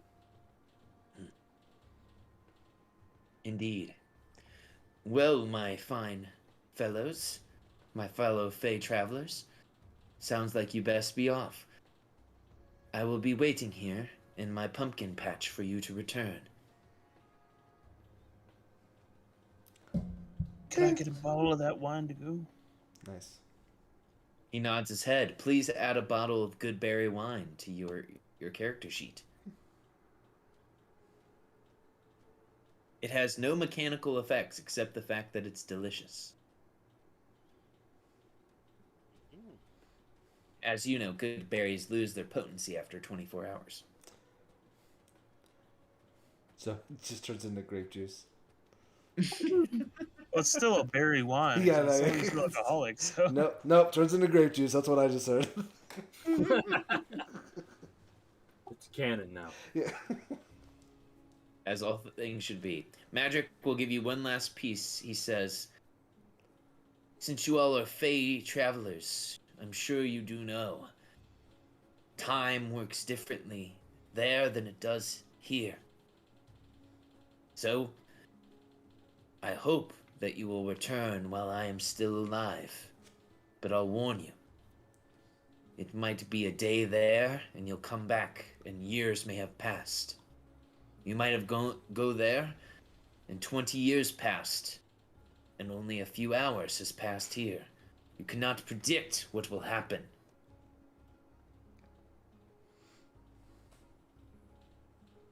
Well, try your best to hang on, I guess. But I don't want to dwell too much on the passage of time. I don't want you to get discouraged. Don't worry, I never get discouraged. Well, that's excellent. And he gives you guys a knowing nod, and he'll walk into his pumpkin house. I want to And insight we'll check go that inside. nod. What did that mean? Oh my gosh. No, I'm Are kidding. you a, No, I'm kidding. are you a Julian? demigod sorcerer? Yeah. He takes his pen out of his pocket. Insight check. Yeah. Alrighty. All right. Well, guys, if we have no further action here in the pumpkin patch, I will move you back to the start screen. And That it was sounds like we're heading to the Witchlight Carnival. That was an interesting fella. I don't know how he found out that we were all connected, but glad you did. It's good to see y'all again. It sounds like his patron told him a year ago that we were all connected, and now the chips are just getting eaten where they may.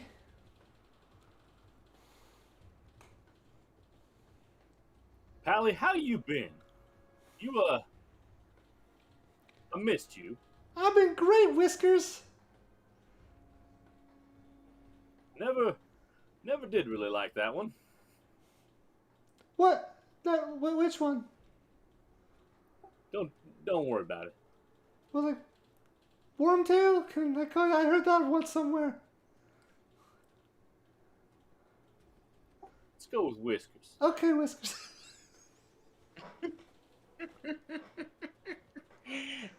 Now, as you guys begin traveling down the King's Way, it becomes very clear where you guys need to go. As you can see more and more literature for the Witchlight Carnival. As you are walking down the road, it is quickly becoming towards dusk, and the first stars of the night twinkle above the apricot sunset. Ooh. You are quickly approaching the outskirts of the carnival. Giant dragonflies are whirring overhead, trailing streamers, leading you guys kind of in the direction you need to travel. as a low mist has started to overtake your feet. On the road, you see a giant floral archway. You glimpse wondrous and vibrant creatures through this archway. As you travel through, you see stilt walkers, dancing fairies, and painted performers.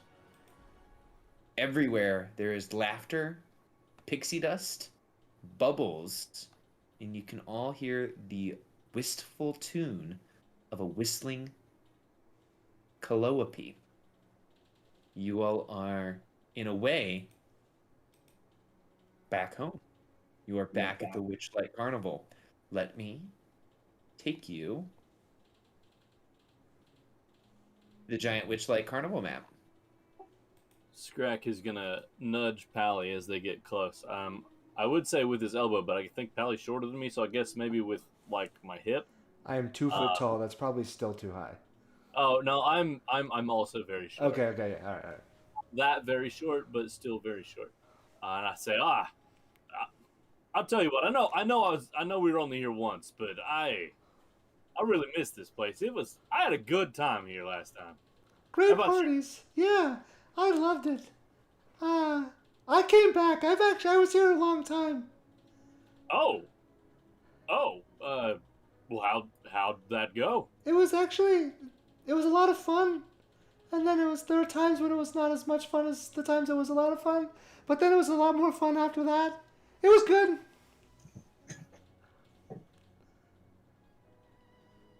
I don't have vision here. I Give thought me it was one moment. token out, and then I dragged one out, and then I saw that I already did have a token out. Now there's just 2 of them. My eyes are just closed. Let's make a bunch of light real quick. I don't know where that giant... Oh my gosh. Oh, I know. So as you guys approach, the first thing on the thoroughfare is a ticket booth.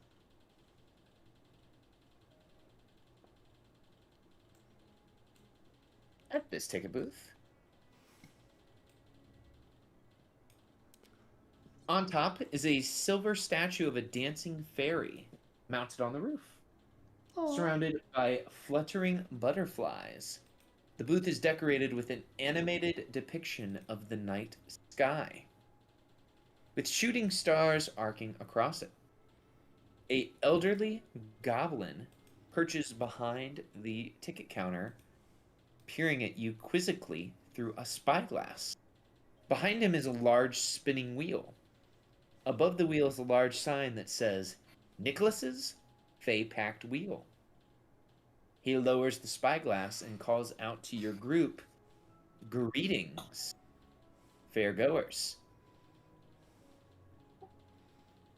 How far away is he?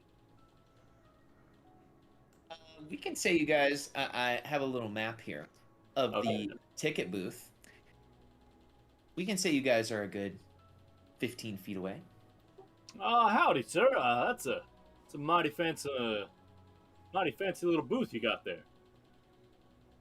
It does its purpose. Helps me sell the tickets. Are you all here for the carnival? Hey, Wheels. How's it going?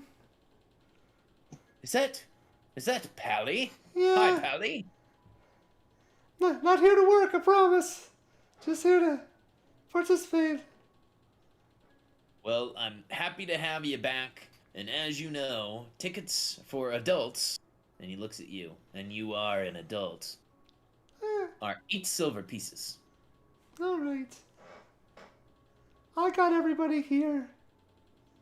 Now, I know that this might be a little uncouth, but as you know, Pally, if you can't afford or don't want to pay for the ticket, you could always make a Fey pact with old Nicholas here.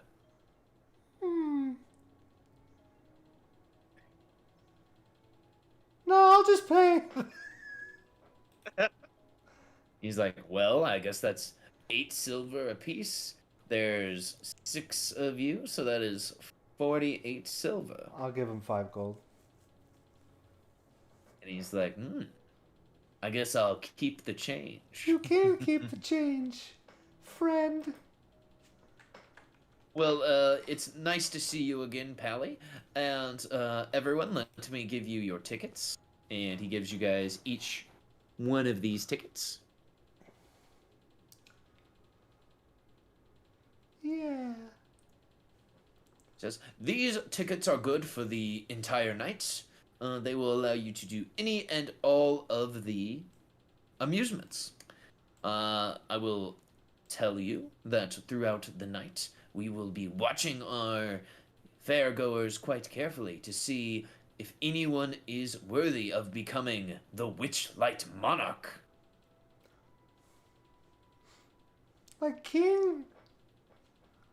A king of the fair, a king of the circus, to be recognized on this plane and any other. Ooh.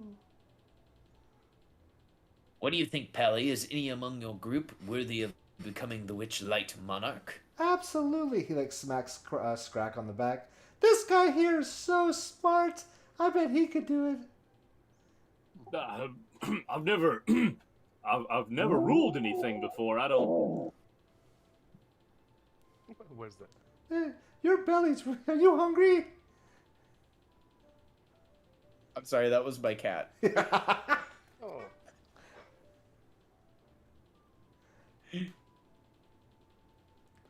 Hops over there could eat her way through a house.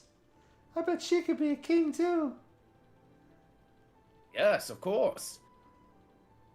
Just be wary of what actions and things you do, and participate in all of the events that you can find. If you make the carnival a happier place for us all, then you too could become the Witchlight Monarch. No. Too many kings. Just one, right? There's only one monarch. Is that correct? Or? I think they call that an oligarchy. So we could be oligarchs. He says, I don't know about a Witchlight Monarch, oligarch, but it has happened where we've crowned a multiple Witchlight Monarch before. What's a six? Is that like a sextarch? He narrows his eyes. What did you say, Pally? Pally, I'm flattered, but I consider you a brother. Yeah, I mean, I've gotten into some shit recently. We can, Alright, never mind.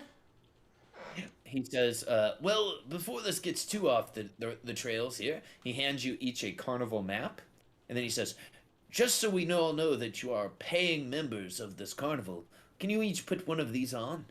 And he hands you each a pair of monarch butterfly wings made of cloth and a pair of antennae.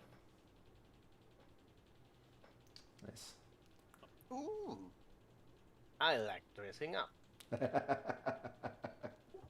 Pally, looks like we're all monarchs already. I knew it. So you each are given a pair of butterfly wings and the antennae. He says, now, in the next hour or so, Northwind will be walking around handing out gifts. So be on the lookout for old Northwind. Mm-hmm. Oh, well. That'd be mighty nice of him. Could you give us a description of the fella? Well, Northwind is a treant. I suppose that means he'll probably stand out pretty well. Oh, yes. He's very large. Yeah. He's a young treant, so he's not as large as he will be when he grows up. We just gotta make sure we catch him before he leaves. Pally, just don't say that in front of him. What? Oh, am I barking up the wrong tree with that one? Oh, Pally. Well, he's had a really good time at the carnival ever since he's set down roots. Yeah, see? I knew it. Wouldn't you know? Glad to see he's growing into his role. Yes, his pappy used to work at the Witchlight Carnival as well, and you could say, the apple didn't far too far from the tree.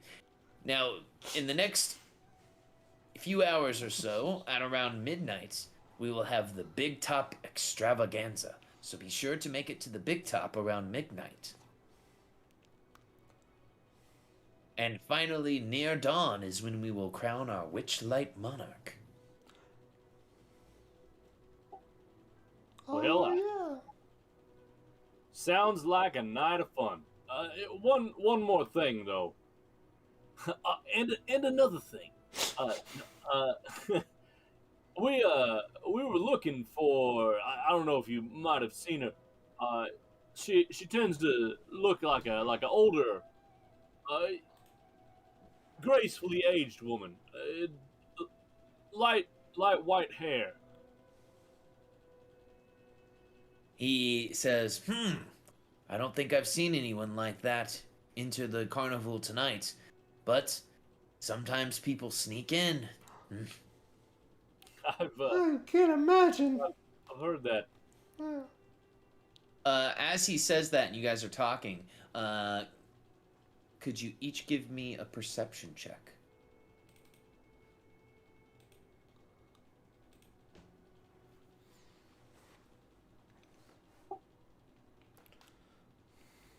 Well, thanks for letting me know. Just keep an eye out if you don't mind, and maybe I'll check back with you later. As you guys are making your perception check, Luna, did you get your pizza yet, or you guys want to take a short break? Break? Yeah. Okay, so if we want to break for about 5 minutes, so let's say 11:15, we can get our pizza, and I can tell you guys the results of your perception check, and then we can enter the Witchlight Carnival. Sounds good, Orifice. Perfect. Or. That's so foul, but true. All right, everyone, let's take a quick break, and then let's let's meet back in about 5 minutes. Okay. Oh my gosh, I'm having fun.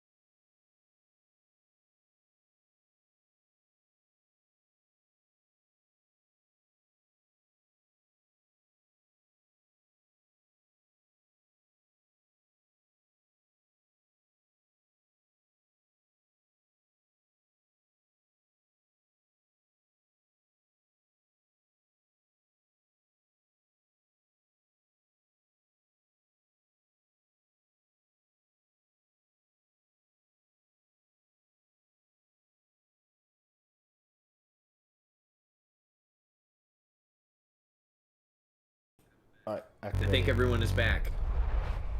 All right. The only person I haven't heard from is Goosey. Goosey, you there? We know she's not there. She quit a long time ago. Oh, okay. Andronicus is just secretly playing, or excuse me, Moose is secretly playing 2 characters this whole time. Yep, it's true. Okay, so I'm not gonna lie, I have a tiny kitten that's just laying on me while I am staring at my computer, and he's very cute and very soft and very warm, and it's been a very long day. So there have been a time or two, I'm not gonna lie, where I may or may not have been nudged awake a little bit. Mm-hmm. By Luna. Your cat's name is Luna. Is that what I'm hearing? Yeah, what's that? that's what's across from me right now, y'all. That's Winston. Oh. Okay, so we are at the ticket booth. You guys are talking to Nicholas Midnight. Do you guys have any questions for Nicholas? You wouldn't happen to know any ways to get into the Feywild from here, would you? He looks at you like, how dare you ask me that? He says, I don't know any ways to get into the Feywild. I'm sorry. You're just gonna have to go explore the carnival. I'm gonna be like, come on, man, from a friend to a friend. You know, you can tell us. He narrows his eyes, and you see him scribble a brief note and hands it off to someone or something that flies off with it. And he says, maybe check out the Hall of Illusions at some point tonight. Not right away, but check it out. This feels like a trap. He's like, I would never trap you, Pally. We're pals. You're right, Pally Pal. Can I give you a hug? He says, of course, and he hops down. Okay, all right, that's good. And you guys like hug, I guess. Yeah, that works. All right. All right, you guys are able to walk across the bridge into the carnival. I created a little pin so we could always remember where we're at. So right now you guys are at the ticket booth, and the first kind of attraction that sticks out to you is there is a calliope, a large kind of musical organ that is kind of spouting music. Would you guys like to go visit the calliope? Yeah, music means dancing. Okay. Well, let me take you guys to the calliope, which I'm going to pronounce probably different every time I say it. Anyways, so you guys are brought to the calliope. It is... a merry tune spills forth from this instrument on the back of a brightly painted wagon. A monkey wearing a cloak covered with buttons turns a handle at the wagon's rear, sending music into the air from rows of golden whistles. As you watch, a goblin dressed as a ladybug toddles up to you rattling a tin cup.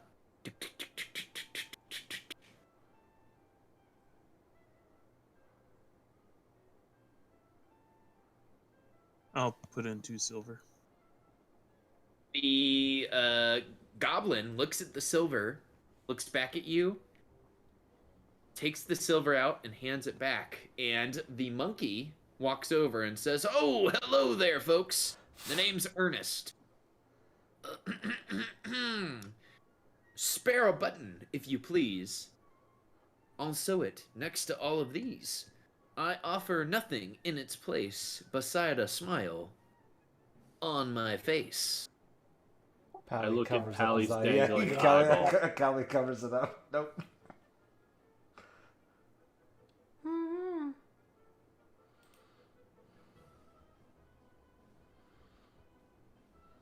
I'm trying to see if I would even have any.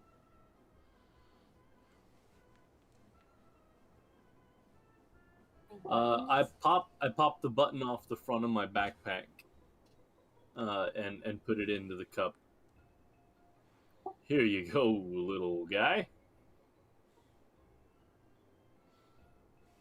The goblin spreads a giant smile on her face. It kind of looks like this.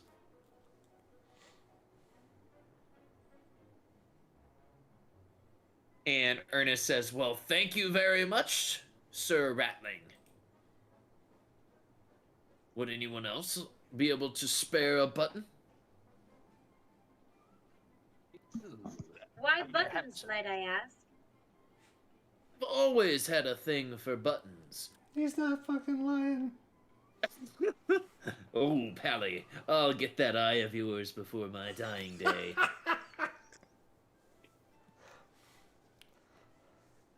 If I had a button to spare, I would, but alas, I do not.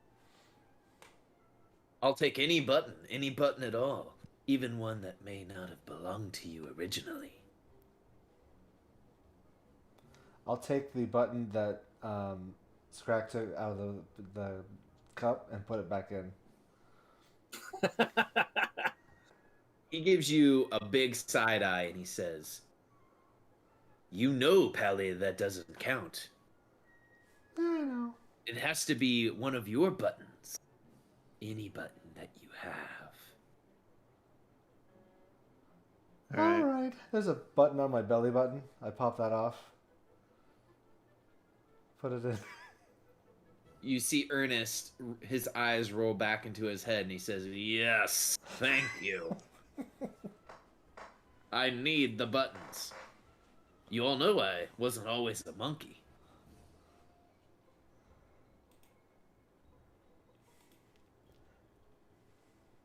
What were you? Well, I used to be a human being. But, terrible circumstances had my brain switched with the brain of my pet monkey.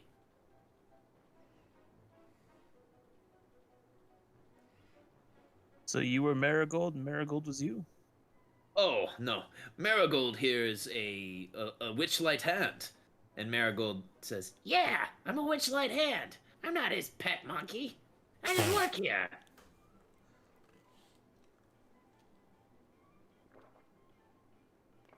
So, I did want to ask, would my Feywild connection give me any insight as to the significance of the button? Yeah, go ahead and, for this, roll me a straight wisdom check. Or wisdom insight, actually. We can just add your insight bonus to that. We all have D4 inspiration if we want to use that. Mm-hmm. Yeah, definitely. I'll do that right now.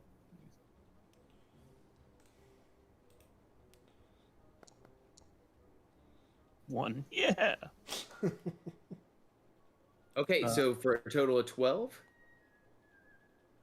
Okay. Actually, I actually have insight as one of my trained skills, so it'd be +2. Total of 14? Yep.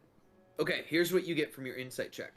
This guy was really weird when he was a human and collected buttons. And that has passed through to his monkey form. And you can see that he uses those buttons as ornamentation on his outfit. And it is almost like a trophy for him. Well, it is not malignant or malicious. It is just kind of a weird idiosyncrasy for him. You can see I once heard tell of a halfling, or was it a goblin? I don't remember, but a similar habit.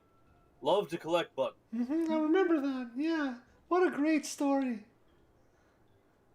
Ernest narrows his eyes. He says, tell me more of this story. We better not.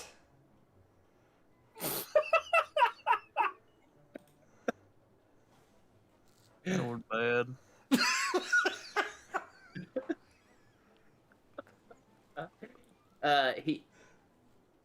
He says, would anyone else like to give me a little button? No. He does a little cartwheel around and he's like, are you sure? You look like you have all sorts of buttons. I'll take your buttons if you come any closer.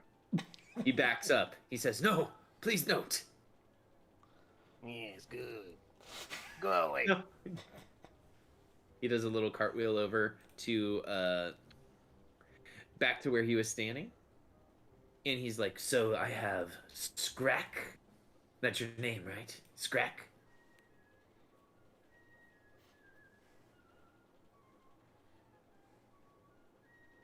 Yeah. Scrack and Pally have given me a button. Well, thank you very much. I believe it was Atheru. I didn't give a button. Well, Atheru, would you like to give me a button as well? Oh, thank you. I don't have many of them. The few I need, I'd be indecent if I lost them. He says, well, I understand. And as you guys give him a button, the music of the calliope begins to play with a little bit more pizzazz, a little bit more joy. Oh yeah, that's my jam. Yeah, it appears that you guys have done a good by giving him a button.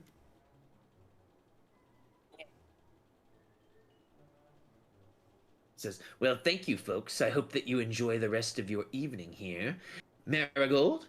And Marigold will kind of bow deeply, and then she offers her hand out as in a cajole to get any of you to dance with her. Whoop. I'm already dancing. Let's do it. Oh, you're Hey, in so- Street Pally here. He's a marvelous dancer. Marigold says, I know. I've danced with him before. Yep. Let's go, Petals. And she is, of course, dressed like a ladybug, and you begin dancing. Pally, do you invoke the rights of a dance-off against this goblin? Hell yeah! Every dance is a dance-off, baby. All right, so Marigold begins basically hitting a nice two-step. She does not have performance trained, so she will just roll a straight charisma check. Oh, she's jealous. So as she is dancing, do you contest her with a performance check of your own? Oh yeah, break into the old water sprinkler. Yep. Pop that in there real fast. Everyone, you can clearly see that Pally not only is defeating Marigold in this dance-off, but he is doing so handily.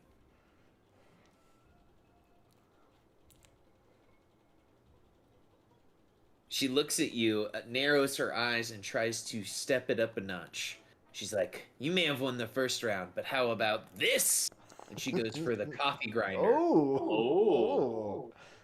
And you see that she does that move where she puts her hands on the ground and she rotates her leg through her hands to make it look like the action of a coffee grinder. Ooh, all right. You learned that from me.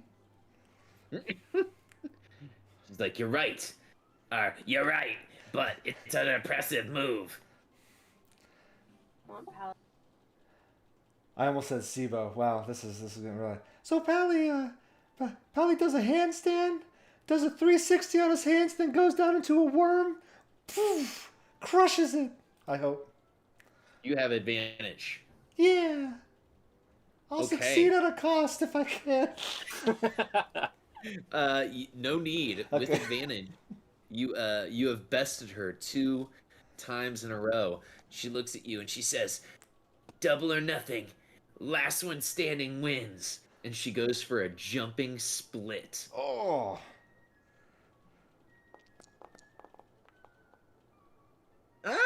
It's not a very impressive split. Her back leg is bent, and you can see some daylight between, the middle of her legs and the ground. Without even slowing down, Pally goes from a worm into a headstand and starts spinning breakdance style on the top of his head. Mm-hmm. Oh my gosh. Okay. So I'm going to reveal this. Pally, what is your reaction when you defeat Marigold in this dance-off. That's it. I just kind of say, that's 11-0. And Marigold says, "Ah, damn it. Defeated again." She walks over, picks up Ernest. "I've got more training to do. Get that calliope going." And she begins dancing like a mad pirouette around the calliope as Ernest the monkey plays this machine. Get you next All right. year. She says, "Now if I catch you first and rip that goddamn button off your face. I mean, see ya." Okay. So, do you guys stay for any more of the calliope, or do you guys exit?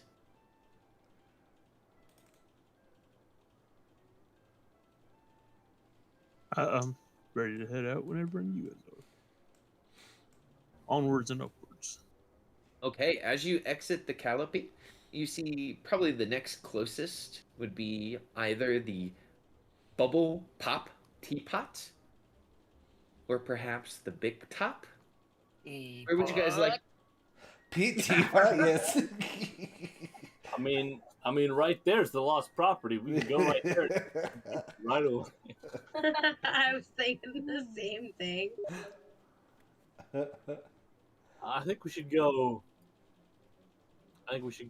Down because there was like an event thing at the big top later, and so I don't think I want to go to the big top before that.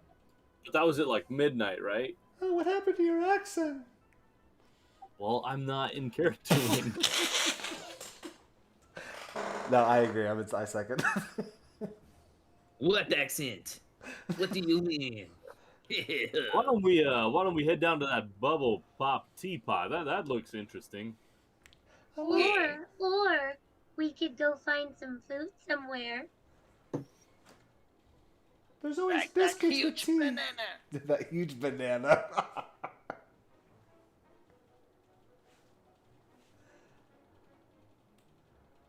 There's probably food there. That looks like a food booth. Pally would know where the food is. Yeah, there's several, odd places to grab food from, whether it's, funnel cakes, or if you're wanting to grab something more substantial, you can grab, turkey legs at several different locales. But, of course, there's always the feasting. Funnel cake. There you go. All right. Funnel cakes are this way. Wherever that is. Okay, if you're wanting some funnel cakes, we'll have to, of course, head to the feasting orchards. Oh, yeah. Way up north? Okay. Yep. Way up north, up in this area of the map. If you saw my pang. Pings are so small in this because the map's so big. Mm-hmm. It's pretty crazy. So, music and mirth radiate from this park. The heady scent of flowers, mead, and berry pie waft through the air. Stiltwalkers pluck fruit from trees. Musicians drum, pipe, and strum, and everywhere there is singing, dancing, and an inordinate amount of custard. Oh, flashbacks to the custard that from the first time I went to the carnival. Custard. Mm-hmm. So, as you guys are approaching the feasting orchard, there is all sorts of bustling activity around. Musicians, acrobats, storytellers are basically keeping people enthralled as they wait in line at the various food stalls.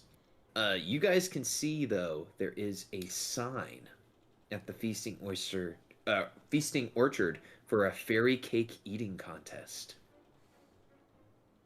You guys, look! An eating contest. Oh, I can do this. Did you say berry or fairy? It's a fairy pie eating contest. Why would they make pies with fairies? That is disgusting. It's best to come in and eat it and find out. All right. I think it's maybe more like an adjective, like a describing the pie, not necessarily describing what's in the pie, sort of thing. So what's in a berry pie then? I don't even care. It's the pie. I'm gonna eat it. Do it. It does sound good. Some people, by the way, faces, some people say that this is a good berry pie.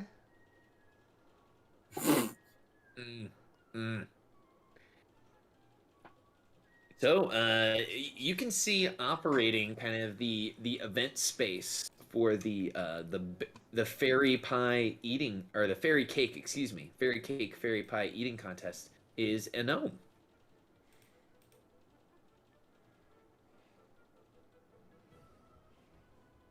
I walk over to the gnome and I ask about signing up. Oh, well, hello. My name's Eliwick. Of course you can sign up. Would you and all your friends like to sign up for the contest? I don't know about them, but I want to eat some pie. I don't know if I'll be any good at this, but I suppose it won't hurt to get in on the action. With the amount of time that your mouth is moving, Scrag, I think you'll do just fine. Busted! Damn. Don't worry, he might pellet himself later.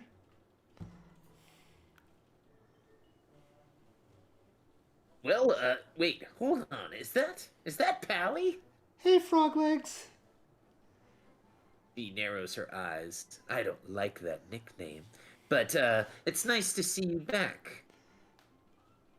You all. Oh, go ahead. Go ahead. No, go. You go. She says, you guys look like you're pretty hip, so I'll tell you the rules here. I'm gonna pile up cakes and pies in front of you, each filled with a dollop of berry custard. The goal is simple. Eat as many cupcakes as you can within 1 minute.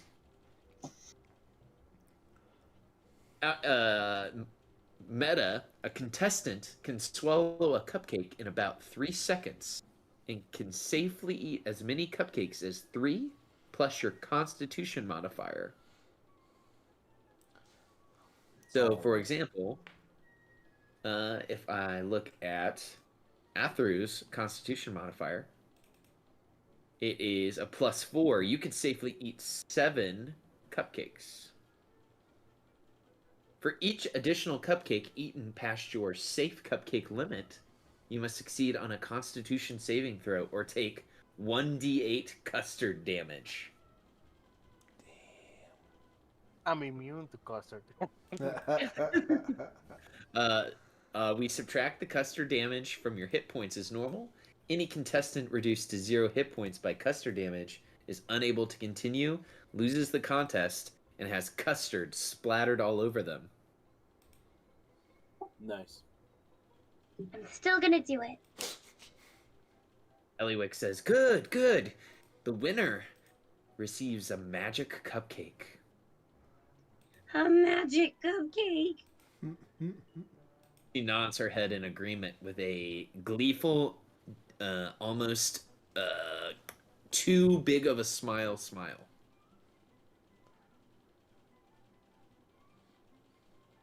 What's so magic about the cupcake? If you eat the entire cupcake, it will turn you invisible.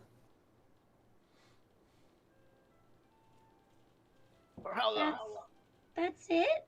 An invisibility cupcake? Yes, it'll turn you invisible for 1 hour. Useless. That sounds kind of nifty.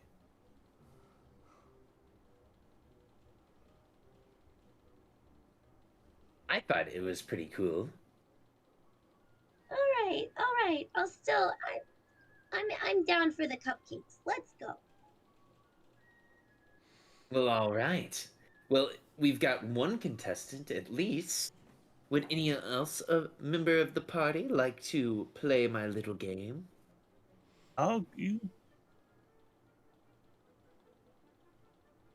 would you like to eat some custard-filled cakes and pies? Sure.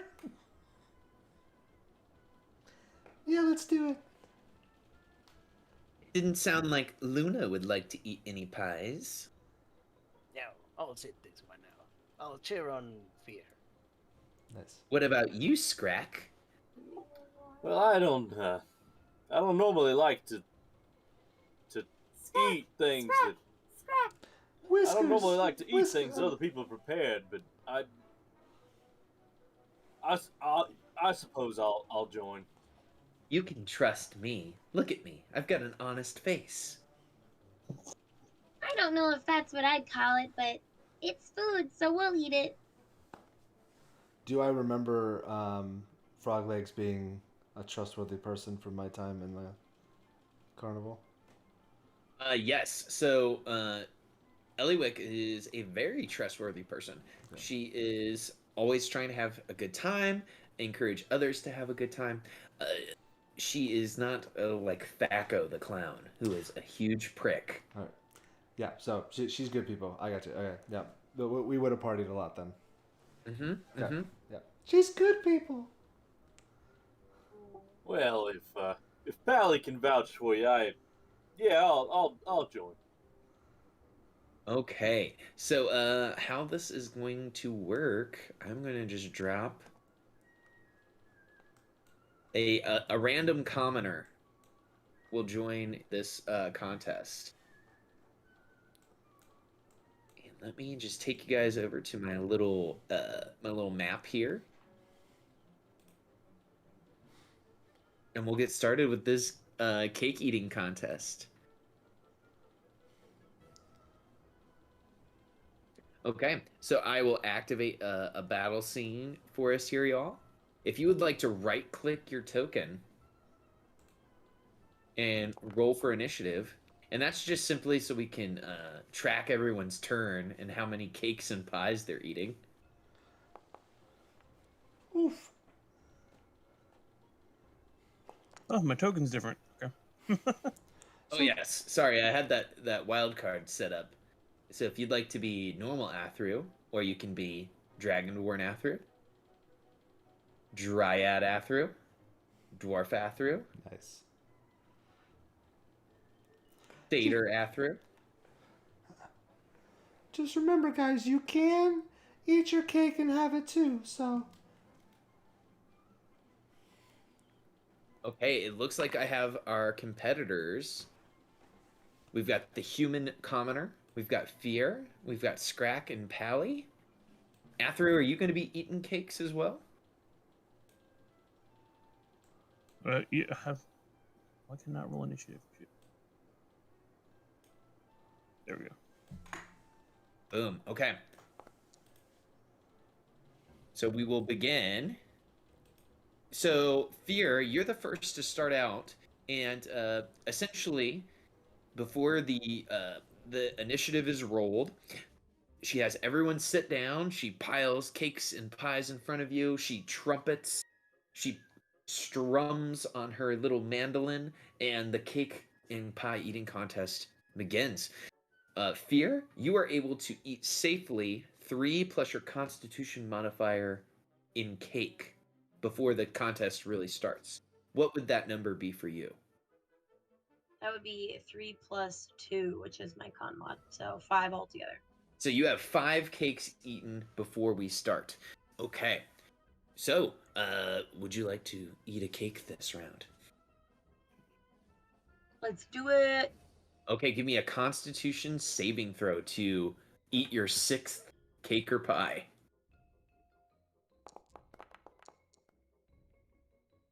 Okay, you're good to go. Alrighty. Fear, who would you like to pass to next in this cake competition? Pally. Okay, Pally. You can safely eat your Constitution modifier plus 3 in cakes and pies. How many have you eaten? Oop, sorry, I was muted. 6. Okay, you're at 6. Would you like to eat a cake or pie this round? I would. Saving throw, you said? Yeah. Yep, Constitution saving throw, DC 10. Ooh. Okay, you are at 7 cakes and pies. This is a gross display of gluttony. Who do you pass to? I will pass to Whiskers. All right, Scrack. All right, I can also eat 5 naturally, and I will roll my con save.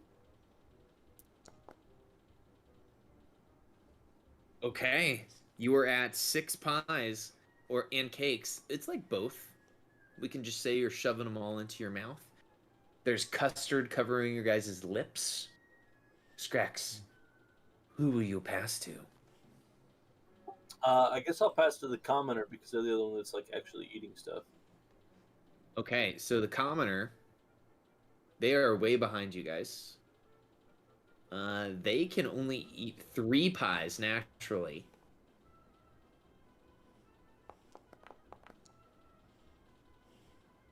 And okay, they're at 4 pies. The commoner will pass to Ethru. Pie. Mm-hmm. So start eating 7, and I'll Oh my try to eat gosh. my 8th. And these are like little Debbie's sized like cakes. Ooh, crushed it. Ah, so close.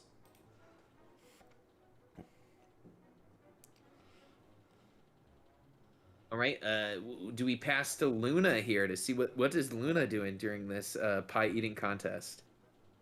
Yes, Luna is sipping tea, and as his turn comes around, he casts curry on a pie. The pie runs towards his table.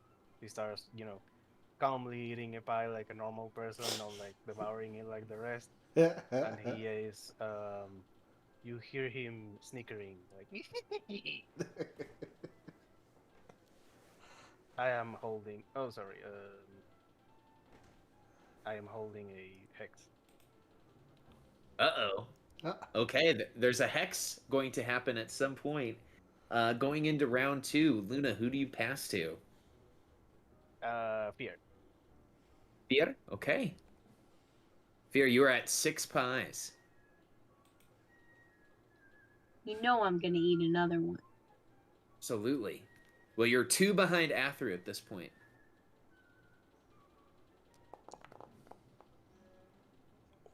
Okay. You are within 3. Would you like to succeed at a cost? Can I use my inspiration? Oh, you can use your inspiration. Wait. Believe in the tea. I revealed one way up, like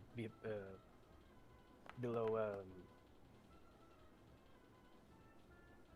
Paul's performance. I rolled a 16 in Tasseography. You can use that one. Oh, for Fear, you're giving her your T ability? Yep, it's a 16. Yay! Okay. Nice. Okay, Fear, you succeed through the magic of tea. Okay, so I didn't have to expend my inspiration there then? Correct. You still have that. Hell yeah! Thank you. So we got a seed of Fier. You're like maybe about to spit it out, but nope. You're able to choke it down, and you've eaten your 7th pie. Beasting through it. Let's go. Mm-hmm. Who would you like to pass to? Let's go Scrack this time.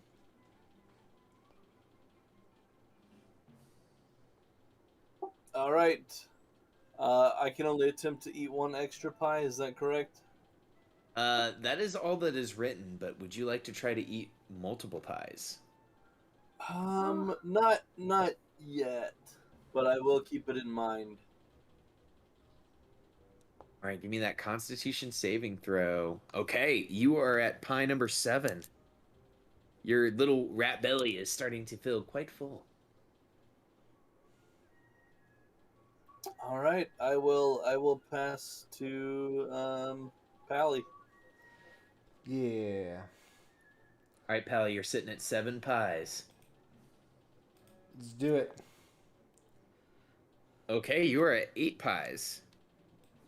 And then to Ethru. All right. I'll eat another pie.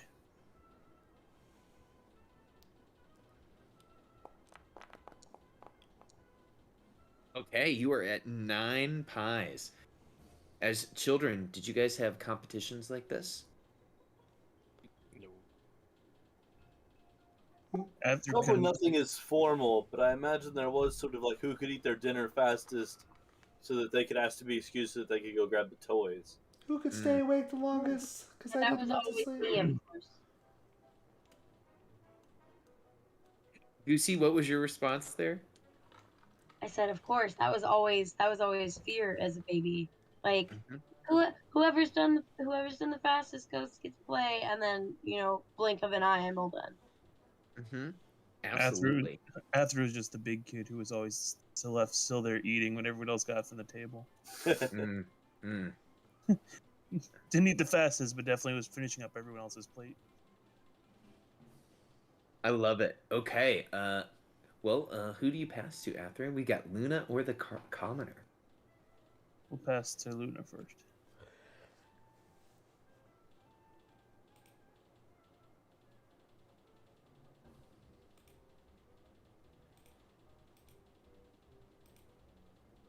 Luna? Yeah, Luna will keep sipping on his tea. And let's see if this works now. Oh, that's a pretty bad one. Okay. The commoner goes to eat another slice of pie. Ooh. Nice. The commoner is at 5 pies. Okay, we will go to the third round of this pie eating competition. The commoner will pass to Scrack. So is the DC going up, like by one each time, or how's that part working?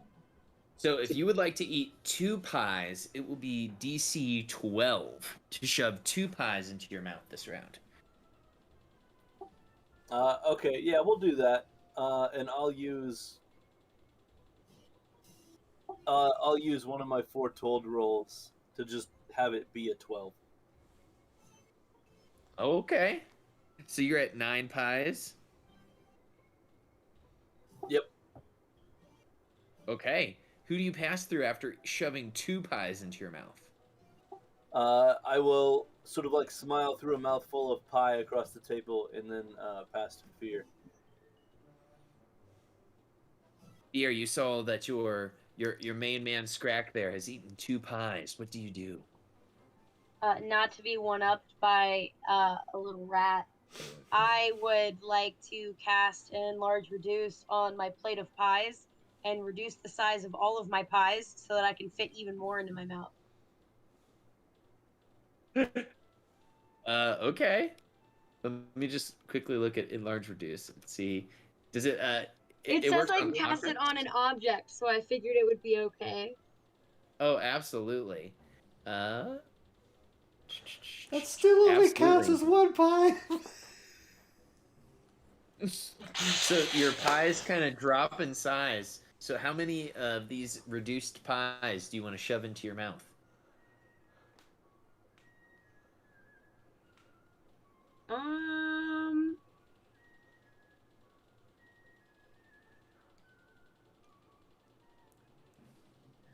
Let's see. So for reduce, it says my target size is halved in all dimensions. So Yes. if he was able to fit 2, I want to try and go for 4. Okay, for 4. Okay, for 4 pies, that's going to make your difficulty DC 14. But you're going to have advantage because they're reduced. All right, let's do this. Mm-hmm.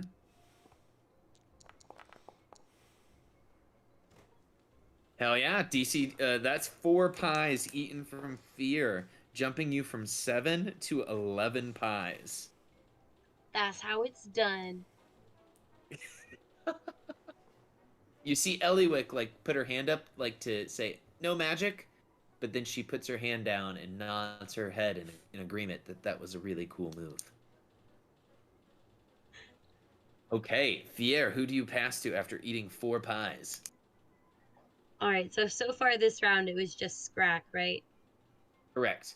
And you can see who has gone in the right-hand ribbon by clicking on the little fist. Ah, gotcha. Let's toss it to the commoner. Okay, the commoner has seen some of this stuff that's going on. They're going to try to eat 2 pies as well, DC 12. Ooh. Hot damn. Okay, the commoner is up to 7 pies. They have a gigantic mouth. Pass to Pally. All right, Pally will do 2, and then we'll cast Moment to Think, and try to do 2 more as a use an object, and hopefully have 12 for the DC for both. Okay, so you're making 2 separate rolls here of DC 12 to do 4 pies. Yes. Using this moment to think. That's what Okay. I'm hoping for. Yeah. See if we can. Absolutely. Yeah. All right. First one. He holds his hand up. Okay, that's successful, getting you up to 10 pies. And then goes for the second. No. Okay. All right. So you're at 12 pies. Oh my gosh. Your poor fuzzy insides. It's all right. There's no out hole, guys. There's no out hole. Oh no! Fear is just fuming at this point that somebody has surpassed her. And I'll pass to Atherin. Ather's gonna let out this kind of low chuckle. As you see fur start growing on him. And next thing you know, there's a large-sized brown bear just sitting right where Ather was.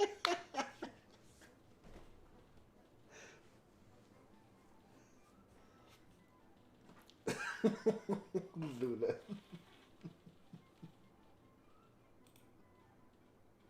So how much would you say a large-sized creature could eat? Yeah. At once. I would say at least double of what a medium-sized creature could eat. So how many pies are you going to try to eat as a bear? We'll go for a good 4 pies. Okay, I will say it's DC 14, but you do have advantage because you are a large bear.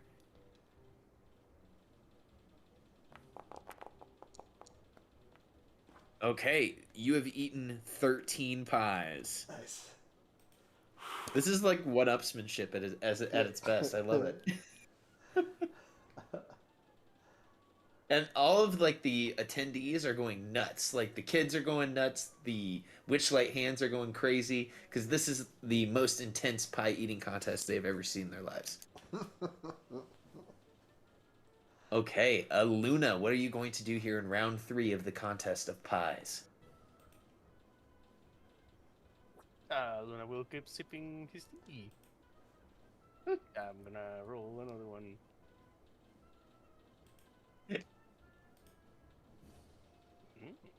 Ooh. And we'll pass back to Fear. All right, Fear. You're at 11 pies, 2 behind the leader.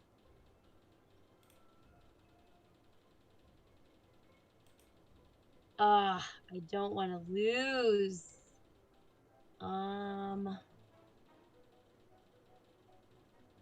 Go big.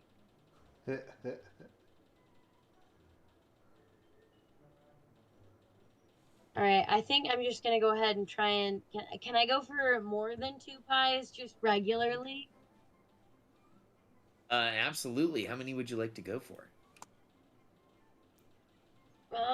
Let's just do 3. Let's try for 3. Okay, 3. You can give me a DC 13 Constitution saving throw. As you try to eat 3 pies, are these reduced pies or normal sized pies? These are gonna be normal sized pies. Okay. All right, DC 13 as you try to shove 3 pies into your mouth. Oh my gosh. Okay, you are at 14 pies. How is your tummy feeling right now? Dude, Fear could go for days. I could do this all day. And instead of it being like what's it called? An epic scene of heroism, it's just you shoving pie into your mouth. Yeah. I love it. Okay. Fear, who do you pass to after eating pie number 14? Athru. I'm gonna give big old blue bear looking self, grab 4 more pies in a paw, and slurp them down. Okay, you are a large-sized creature. You do have advantage on this 4 pie eating frenzy. Oof. Okay, that is a success. You are at 17 pies. The chef standing at the edge of the clearing is like pulling his hair out. And if I do take custard damage, it's the wild shape, not me. That's true. Oh damn! So far, no one has failed taking custard damage. Okay, who does Atheru pass to? We will pass it to Luna. Okay. Luna will laugh again. Fear, do it. And I will pass it to Pali. All right. Pal will do the same thing with moment to think, but he's gonna do it with 6 pies each time. Oh my gosh! So it's gonna be a DC 16 Constitution Yeah. saving throw. Yeah, let's get this thing over with, guys. Ah! Okay, that is a fail. So as you're going to eat, you're gonna have to roll a D8. Yeah, you got it. Okay, you take 3 custard damage. That's all right. That's all right. So you're still able to eat those pies. You just take a lot of damage as it starts starting to fill you up too much. Okay, and you're gonna try to eat another bunch of pies? Yep, another 6. All right, here we go. No, okay. Two All more. right, you've taken a total of 5 custard damage. Uh, And you're no- still at 12 pies. No problem. No problem. Doesn't hurt at all. And then the commoner. Okay, the commoner saw your willingness to put it all on the line. She's gonna try to eat 6 pies. DC 16. Oh. She does not do it successfully and takes 5 points of custard damage. Ooh, is And she she is knocked unconscious. Food coma. And it's kind of like not like a knocked unconscious with a brick, just like a bleh, as she throws up the 7 pies off in the corner. She will pass to Scrack. All right, so I'm at 9. Is that correct? You're at 9 pies. And the leader is where? 17. All right, I'm gonna cash in another foretell roll to roll a 19, and I'm gonna eat 9 pies. You're gonna eat 9 pies? Okay, you eat 9 pies with your fortune dice, and you're up to 18 pies. Nice. I was the top of the I was the last in the round, right? Yeah, so you get to control the round. All right, I'm gonna look over at Pally. I'm gonna say, you've got this, friend. Do it again, but I'm gonna go for 7 each time this time. Oh no. DC 17. Oh hell yes. You are up to 19 pie. And I'm gonna do another 7. Let's do this. This is just so ridiculous. Oh no! Oh no! Oh no! Okay, that's all right. And you take 1 point of custard damage. The custard damage not hitting Pally as hard as possible. No problem. Fear, go do it. Wait, I messed that up. Flops, go do it. Flops. All right, seeing that Scrack was able to shove 9 pies in his little rat face, I'm gonna say to hell with it, and I'm gonna cast Enlarge Reduce to try and fit 20 pies in my mouth. 20? Yes. Yes. All right, this is like DC, we'll say it's 21. DC 21. And this is going to be at advantage because you're spinning a spell slot here. Let's see it. All right, let's do this. Oh my gosh. Oh, I'm so scared I don't even want to click it.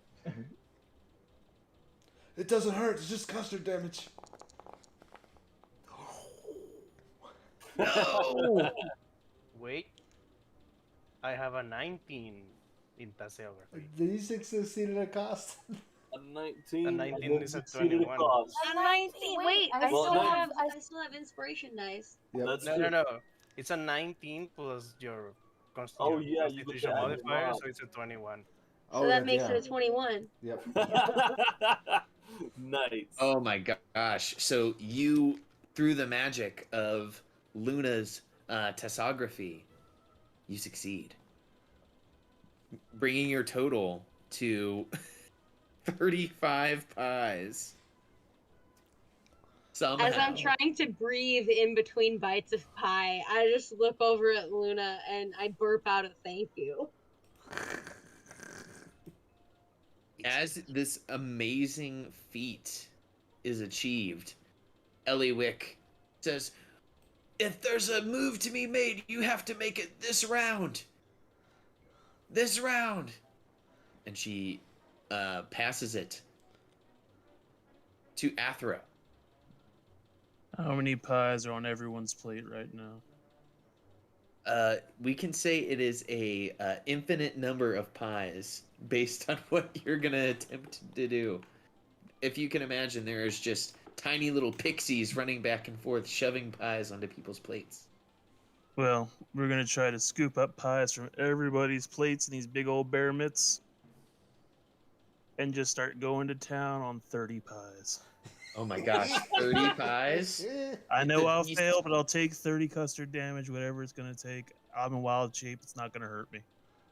It's a DC 25 to try to successfully eat 30 pies.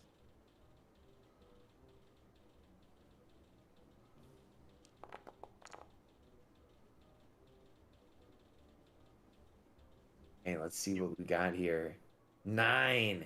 Okay, so you take some custard damage. I'm gonna say you take 48 custard damage because you tried to eat 30 pies. So you take 23 points of custard damage. And Eliwick looks around and she says, Scrack, you've already gone this round. Luna, what do you do? Luna's gonna cackle at a Arthur, but he's actually laughing, not keeping up with it. Love it. And as Eliwick calls time, she walks over to the wild-shaped brown bear and holds its paw up into the air.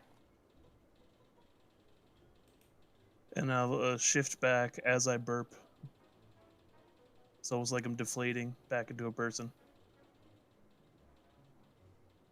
In combat. And she will say, "The winner is Athru with a total of 47 pies." Oh, I can't get rid of that wild shape thing. Okay. I can do it. She will walk over to you, Fear, and she says, "That was amazing.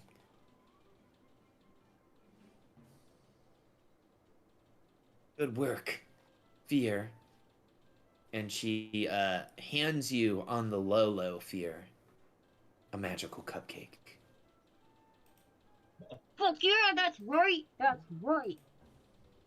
And then, in making a giant show of it, she says, "Our winner and champion with a record 47 cupcakes and pies, Athru." And the crowd goes wild. And having no clue what just happened, Arthur's gonna take the prize cupcake he won and says, "I won this for you, Hops," and hand it to her. Oh, thank you. As you guys are looking around the crowd of people, you see that there's children, their parents. You see everyone is wearing the butterfly wings and a pair of antennae. And they are moving, kind of having fun. As you guys are seeing this, you see one person that appears to stand out. Yeah, just a little. creepy kid. She is standing there motionless, staring at you all, eyes darting around. And she just slowly walks back into the crowd and out of sight. When Fear turns to see her, she like immediately just gags and runs for a trash can. Do I recognize this person, or are they not like a hand or a worker here? You don't recognize them as a hand or a worker. Okay. They don't appear to be a staff member. I don't see monarch wings on them. They did not have monarch wings or monarch antennae.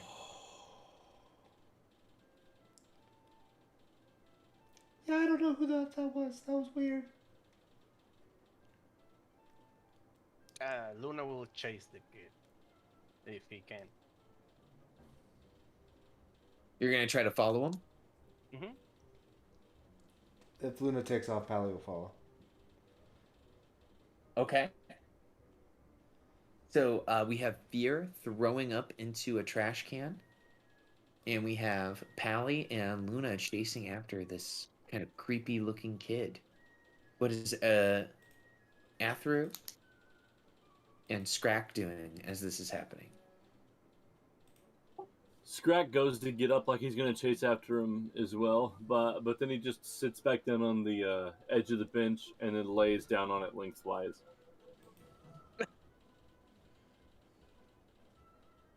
That's funny. And he just sort of hollers out in their direction. Let me know. Yeah, just let me know how that goes, okay?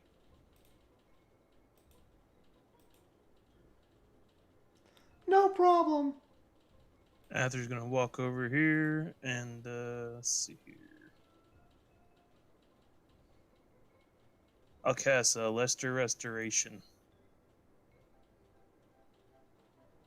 on Scrack so he can feel normal again.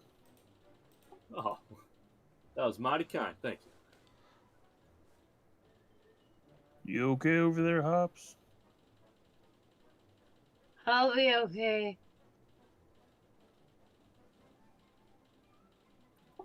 Feeling better, Scrack will bound across the table and follow after. So as you guys are following after this this kid, it is a very odd sight because she is moving slowly. It's a very Michael Myers-esque walking slow but moving fast as you are running after them. She casually looks over her shoulder and chuckles as you try to chase her. As you guys are chasing her through the crowd, she seems to be leading you guys towards the Hall of Illusions. Hey, that's where Wheelie told us to go. You guys follow her all the way towards the Hall of Illusions as she is running.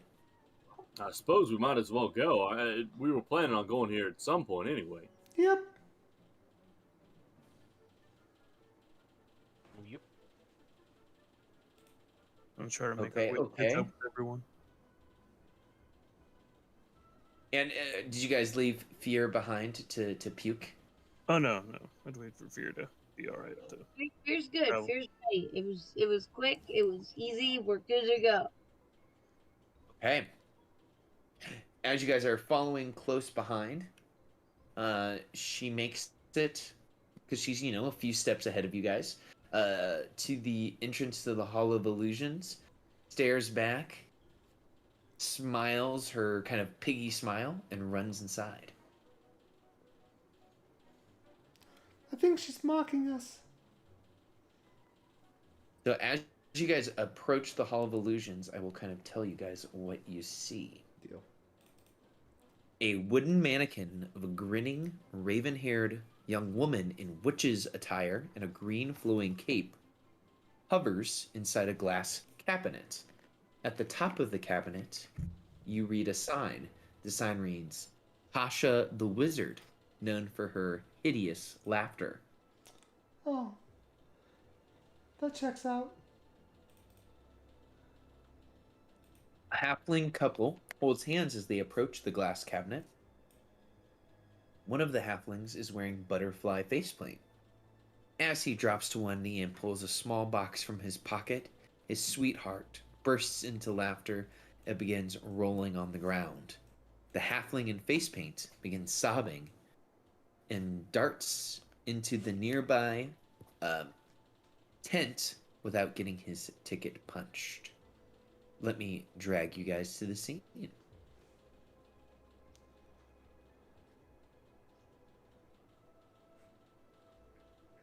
See here.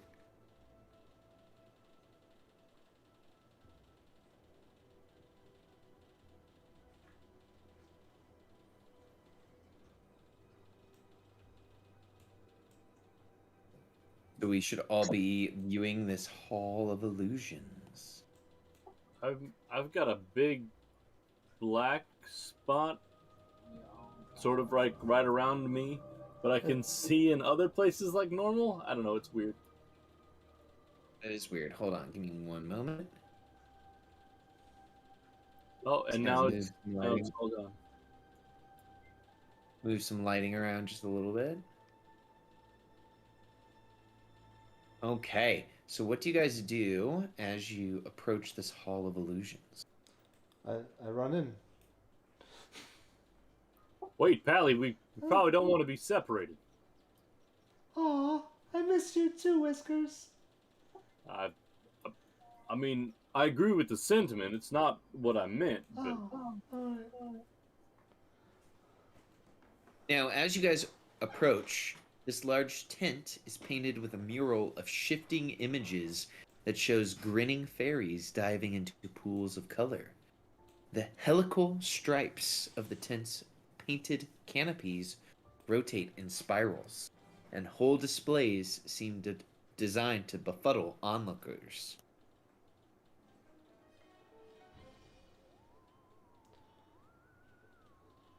I'm befuddled. What? I heard that word somewhere before once. I don't really know what it means. So, as you guys make your way up into the tent, standing right inside the tent, kind of leading into the Hall of Illusions, which appears to be one of those old school mirror mazes, you see a old familiar face.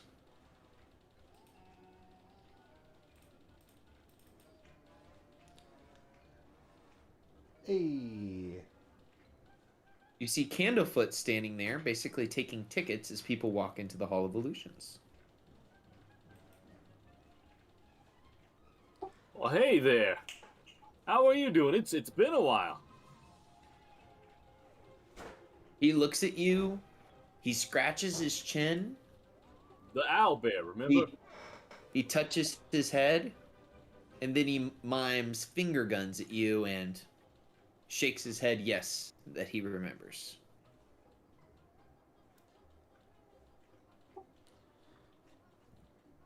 I guess if he's taking tickets, we let him punch ours or whatever it is that he's doing. Mm-hmm. He will punch your tickets. He will kind of rub his chest, tap his head, and basically bid you guys hello.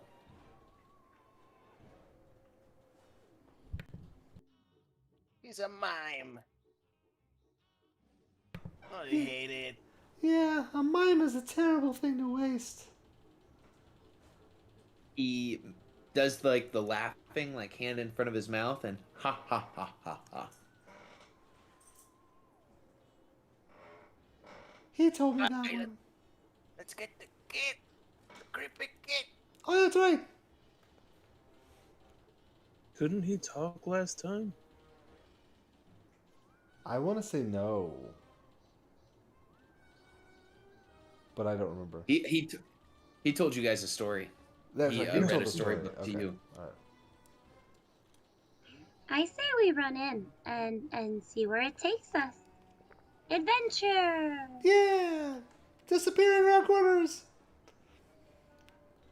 Pally, wait! Wait!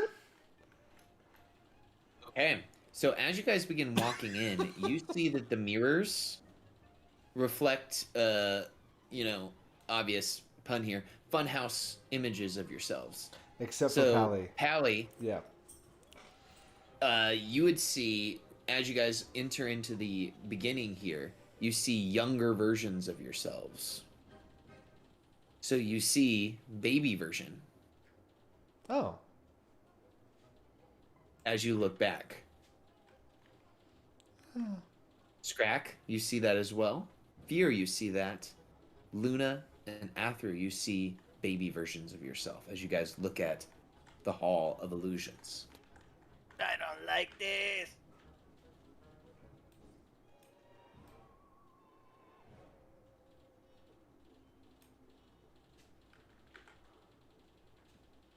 As you guys are walking through this mirror maze, you see just various images of yourself. And it's becoming hard to kind of keep track of, where you are, where you're going. You can hear sobbing as you are walking through this maze. Yeah, that checks out. Do you guys try to find the sobbing? First of all, Luna will turn invisible. If I was invisible, Luna becomes invisible. He doesn't have to look at baby Luna or his shadow anymore. Oh. So, Athru, as you come to this side of the maze, the mirror changes and you now see old Athru. You see an older version of yourself.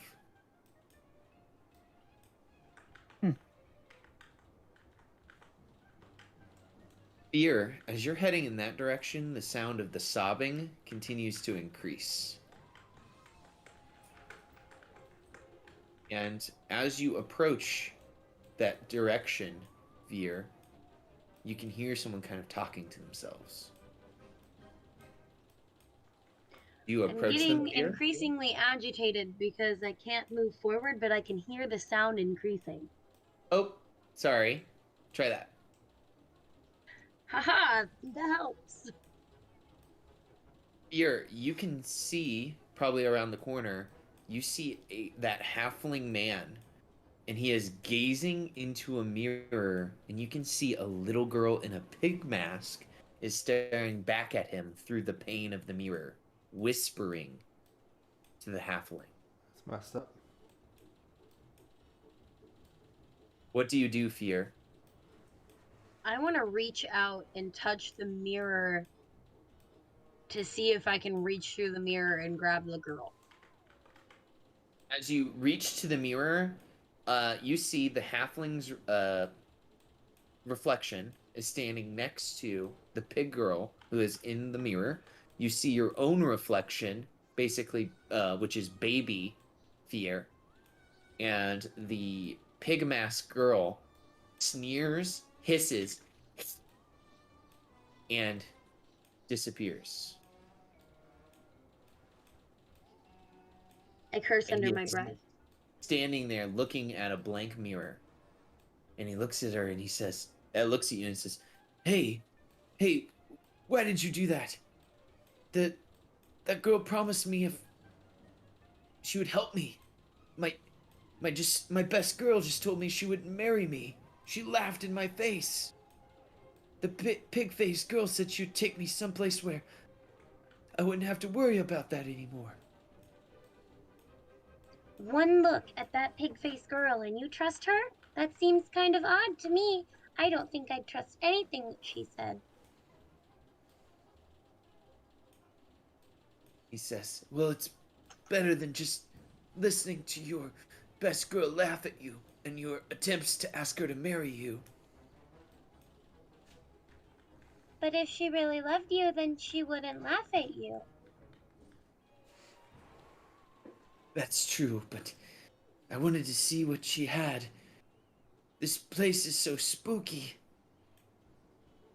Exactly, which is why you shouldn't be trying to accept things from spooky pig-faced girls. Pally, as you're walking around this area, you see teenaged Pally in the mirrors. I'm so lost.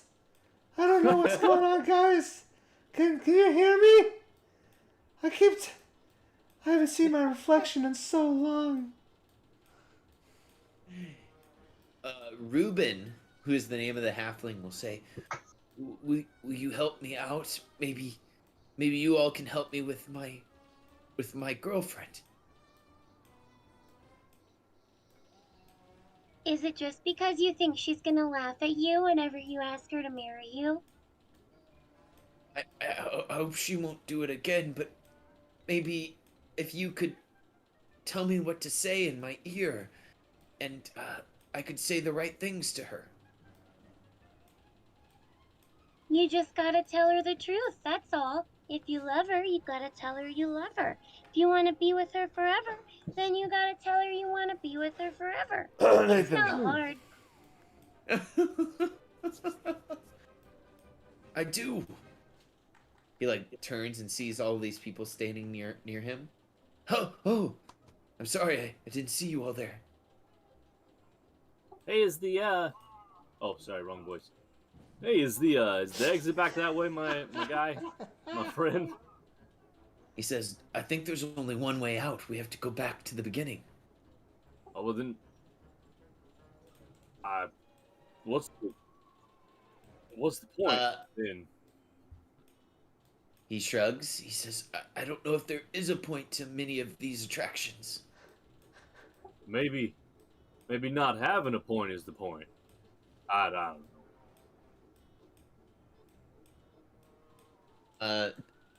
Luna, as you're standing there, you're invisible, so you don't see any reflection.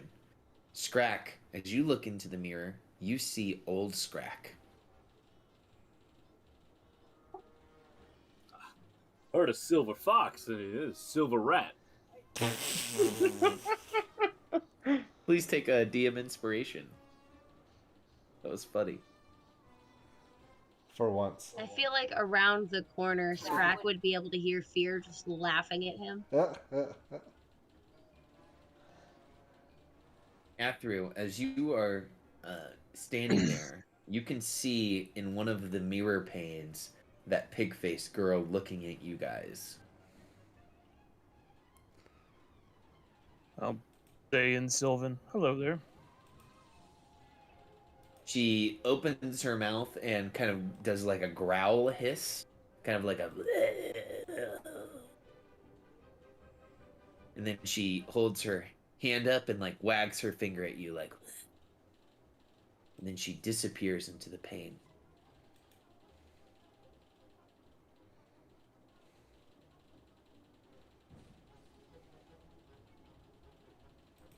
So Ruben says, will you help me out of here and help me speak to my girlfriend, please?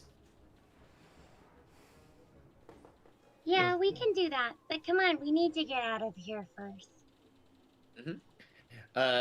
Yeah, everybody, you guys can slowly make your way out of the Hall of Illusions.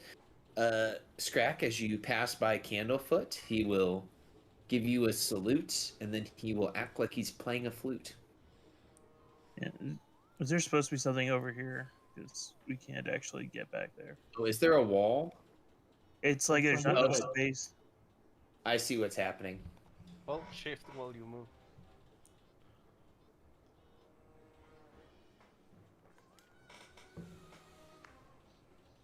I can just move you guys out. I'm sorry about that.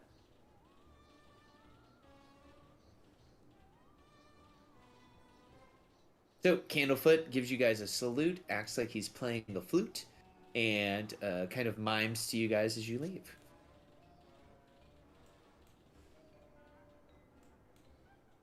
Where's your girlfriend?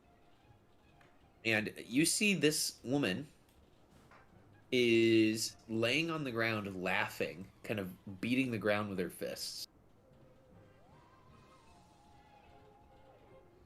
Is that the one over there, the loud one? Yeah. Now, Yes. you saw the Tasha, right? The spell. She's known for Tasha's hideous laughter. I can't help but think this might be related. He looks at you and he says, what do you mean? We just walked over there, I got down on bent knee, and as we stood near the statue, she dropped and started laughing. And of course it had to be because of my proposal. No, she's under a spell. Here, just a moment. Uh, and I'll ritual cast detect magic. Slapper. And Luna does slap her. When Luna says that, Pally slaps her. She looks at you and is very confused. She takes. Do you try to put some stank on it and give her some damage? No, just enough to jar her. She like wakes up and stands up. She says, "What's happening? That statue. It just started making me laugh. It started making me think about funny things." It's very funny. Like I heard the funniest joke I've ever heard when I stood by that. What was it? Was it, will you marry me? Like, wait, what? Who asked me to marry them? No, I'm not sure anybody did. That's what happens when a guy gets on a knee, and then I assume that she made you think it was funny. This makes sense in my head. Just don't stand too close to that thing, I guess. Don't stand. Don't stand. Don't stand too close to me. Reuben approaches and he says, "Ween." And she says, "Reuben, I don't remember exactly what happened. You were asking me something?" And he looks to you, Fear, like, help me out, Fear. I'm gonna whisper in his ear. All you have to do is say, I love you to the ends of the earth. Please marry me and be with me forever. He nods and he repeats that verbatim, and you see Ween look at him. Wait. I will. Oh no. Cast Tasha's hideous laughter on her again. Yes! I will cast ashes on her again. She attempts a saving throw. You a bad person. You're cheating.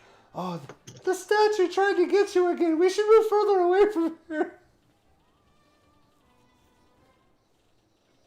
And he repeats verbatim what Fear said, and Ween will say, "Of course, I love you," and embraces him, and he fits a ring on her finger, and they begin to embrace deeply and kiss.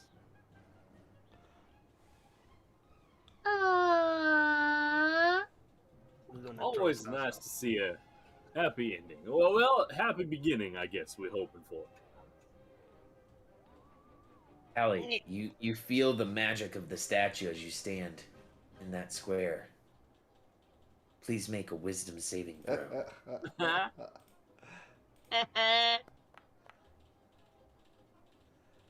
You resist its magic, but you feel it tickling at your psyche.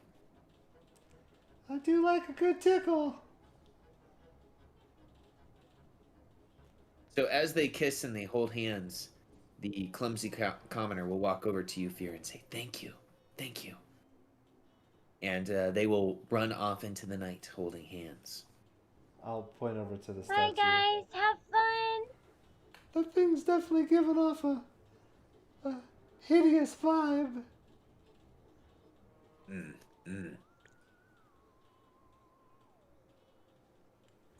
Pally, we're gonna need to work on some of those, I think. So, what? Never mind. Okay. You guys have seen that Candlefoot has kind of walked out and is kind of just waving at you guys.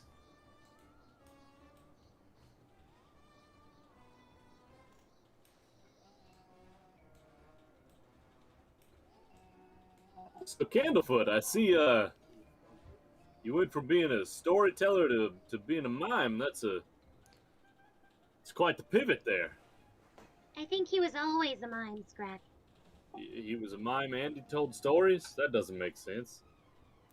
I mean, you can call yourself a mime, but not do mimey things, I guess. Yeah. That's quite the transition.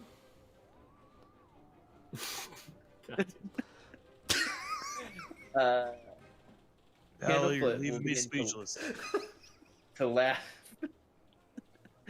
And he kind of nods his head, and he will look at you guys, and basically he'll point at his mouth, and then shake his head, and then point to his ears, and then nod his head, and kind of shrug.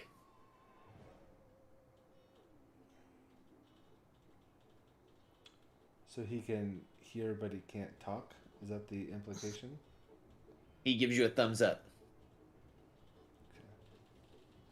So before, could you talk but not hear? He looks and he shakes his head in the negative. He kind of thinks to himself, and he kind of laps his lips. And he walks over to you, Pally, and pretends to like take something from you. Like he like grabs at your waistcoat. Oh. Somebody stole his money. Not And he Candlefoot, are you under a spell?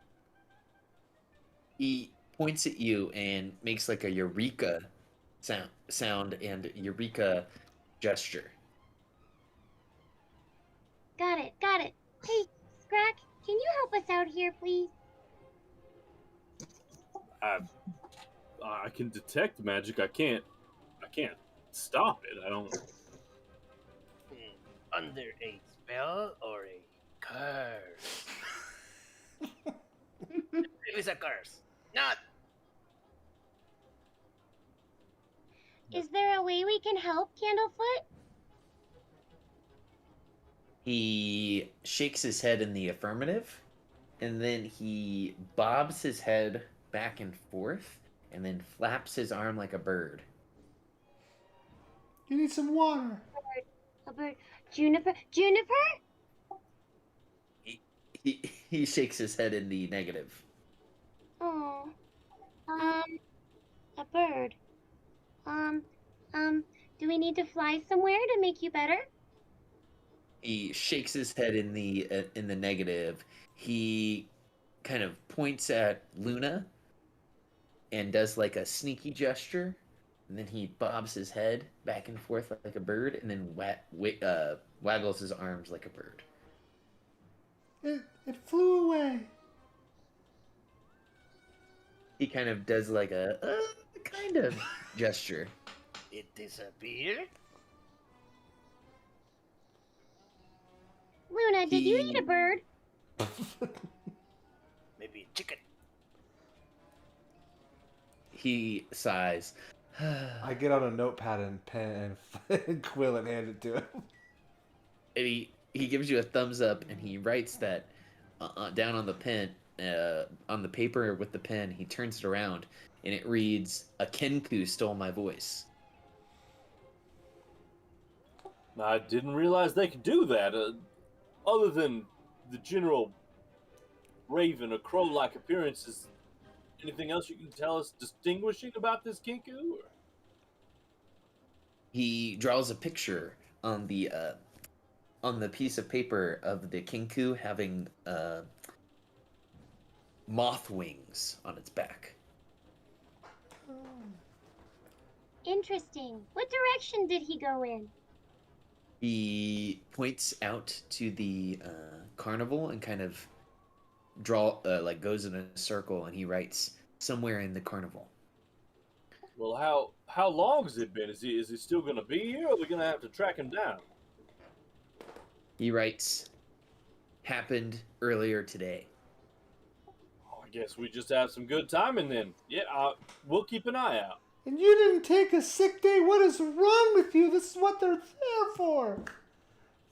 He says, "Used all of them earlier on kidney stones." Okay, that checks out. All right.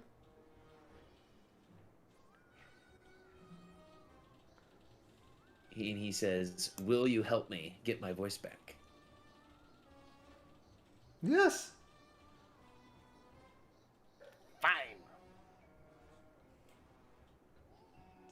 Pally How starts running much? off. It'll be 50 gold. Per word he you looks speak afterwards. He looks at you and he turns his pockets out, like, I Good don't luck. have that.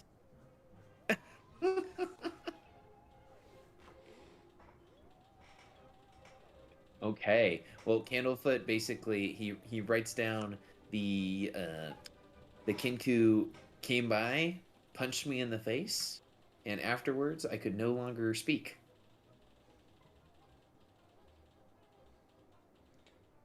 There's a joke there somewhere. Well, I guess we could go find the Kenku, you guys. He writes, visit all of the other attractions. You'll probably find them nearby. There's an awful lot of attractions here. Yeah, it'll probably be in the Can you last write place down we'll the look. one that we should go see first? Yeah. He shrugs his shoulder. He draws a railroad on the piece of paper and then crosses it out. No trains. I like trains. Wait, trains don't even exist here. So, no train tracks. No tracks. Ah. Oh, that was those me. are. He points over to on the map to the mystery mine. Oh, mine okay. Well, I guess that's where we should go next, you guys. Pally takes off. Excellent. Do you guys all take off after Pally? I mean, I do. I'm gonna go. Perfect. Okay. Well, this is the perfect opportunity. You guys are running away from the Hall of Illusions, trying to find Candlefoot's lost voice. You've encountered a pig-faced little girl that's creepy that can go inside mirrors, and there's an evil Kinku stealing people's voices. So this is the perfect opportunity for us to pause tonight's game and to pick up next time here in the Witchlight Carnival. About 1 hour has passed, so you guys will have to be on the lookout for the treant passing out little presents. Awesome. So I had a lot of fun tonight, guys. This was kind of a crazy session where we got to do a lot of different type of stuff. If you guys could or would, please give me any feedback you have on the sessions. You don't have to give it to me publicly. You can give that to me privately. I take all criticism. I want to make sure we're all having as good a time as possible. I had a great time. I know that we didn't do any combat this session. It'll probably be a rarity when we do. So where is it that we decided to head next? What's it called? The mine. The Mystery Mines. If I leave us on this map, that is down here.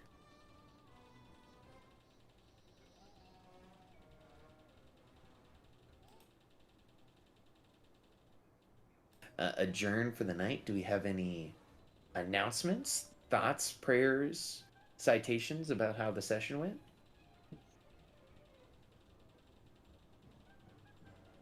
It's been a lot of fun so far. If I'm laughing, I'm having a Yeah. good time. So Really? Yep. Perfect. I'm just really sad that I can't continue to grace you guys with the presence of Baby Fear voice anymore. There's always a chance. There's always a chance. You're saying You know there's I'm a gonna squeeze it in wherever I can. Yep. Yep. I have helium balloons in my backpack. There we go. There's definitely helium balloons somewhere at this carnival. All right, so we will be back in session. That is for session 2 next Friday. That would be Friday the 17th. Is there anyone have any schedule conflicts or anything like that? So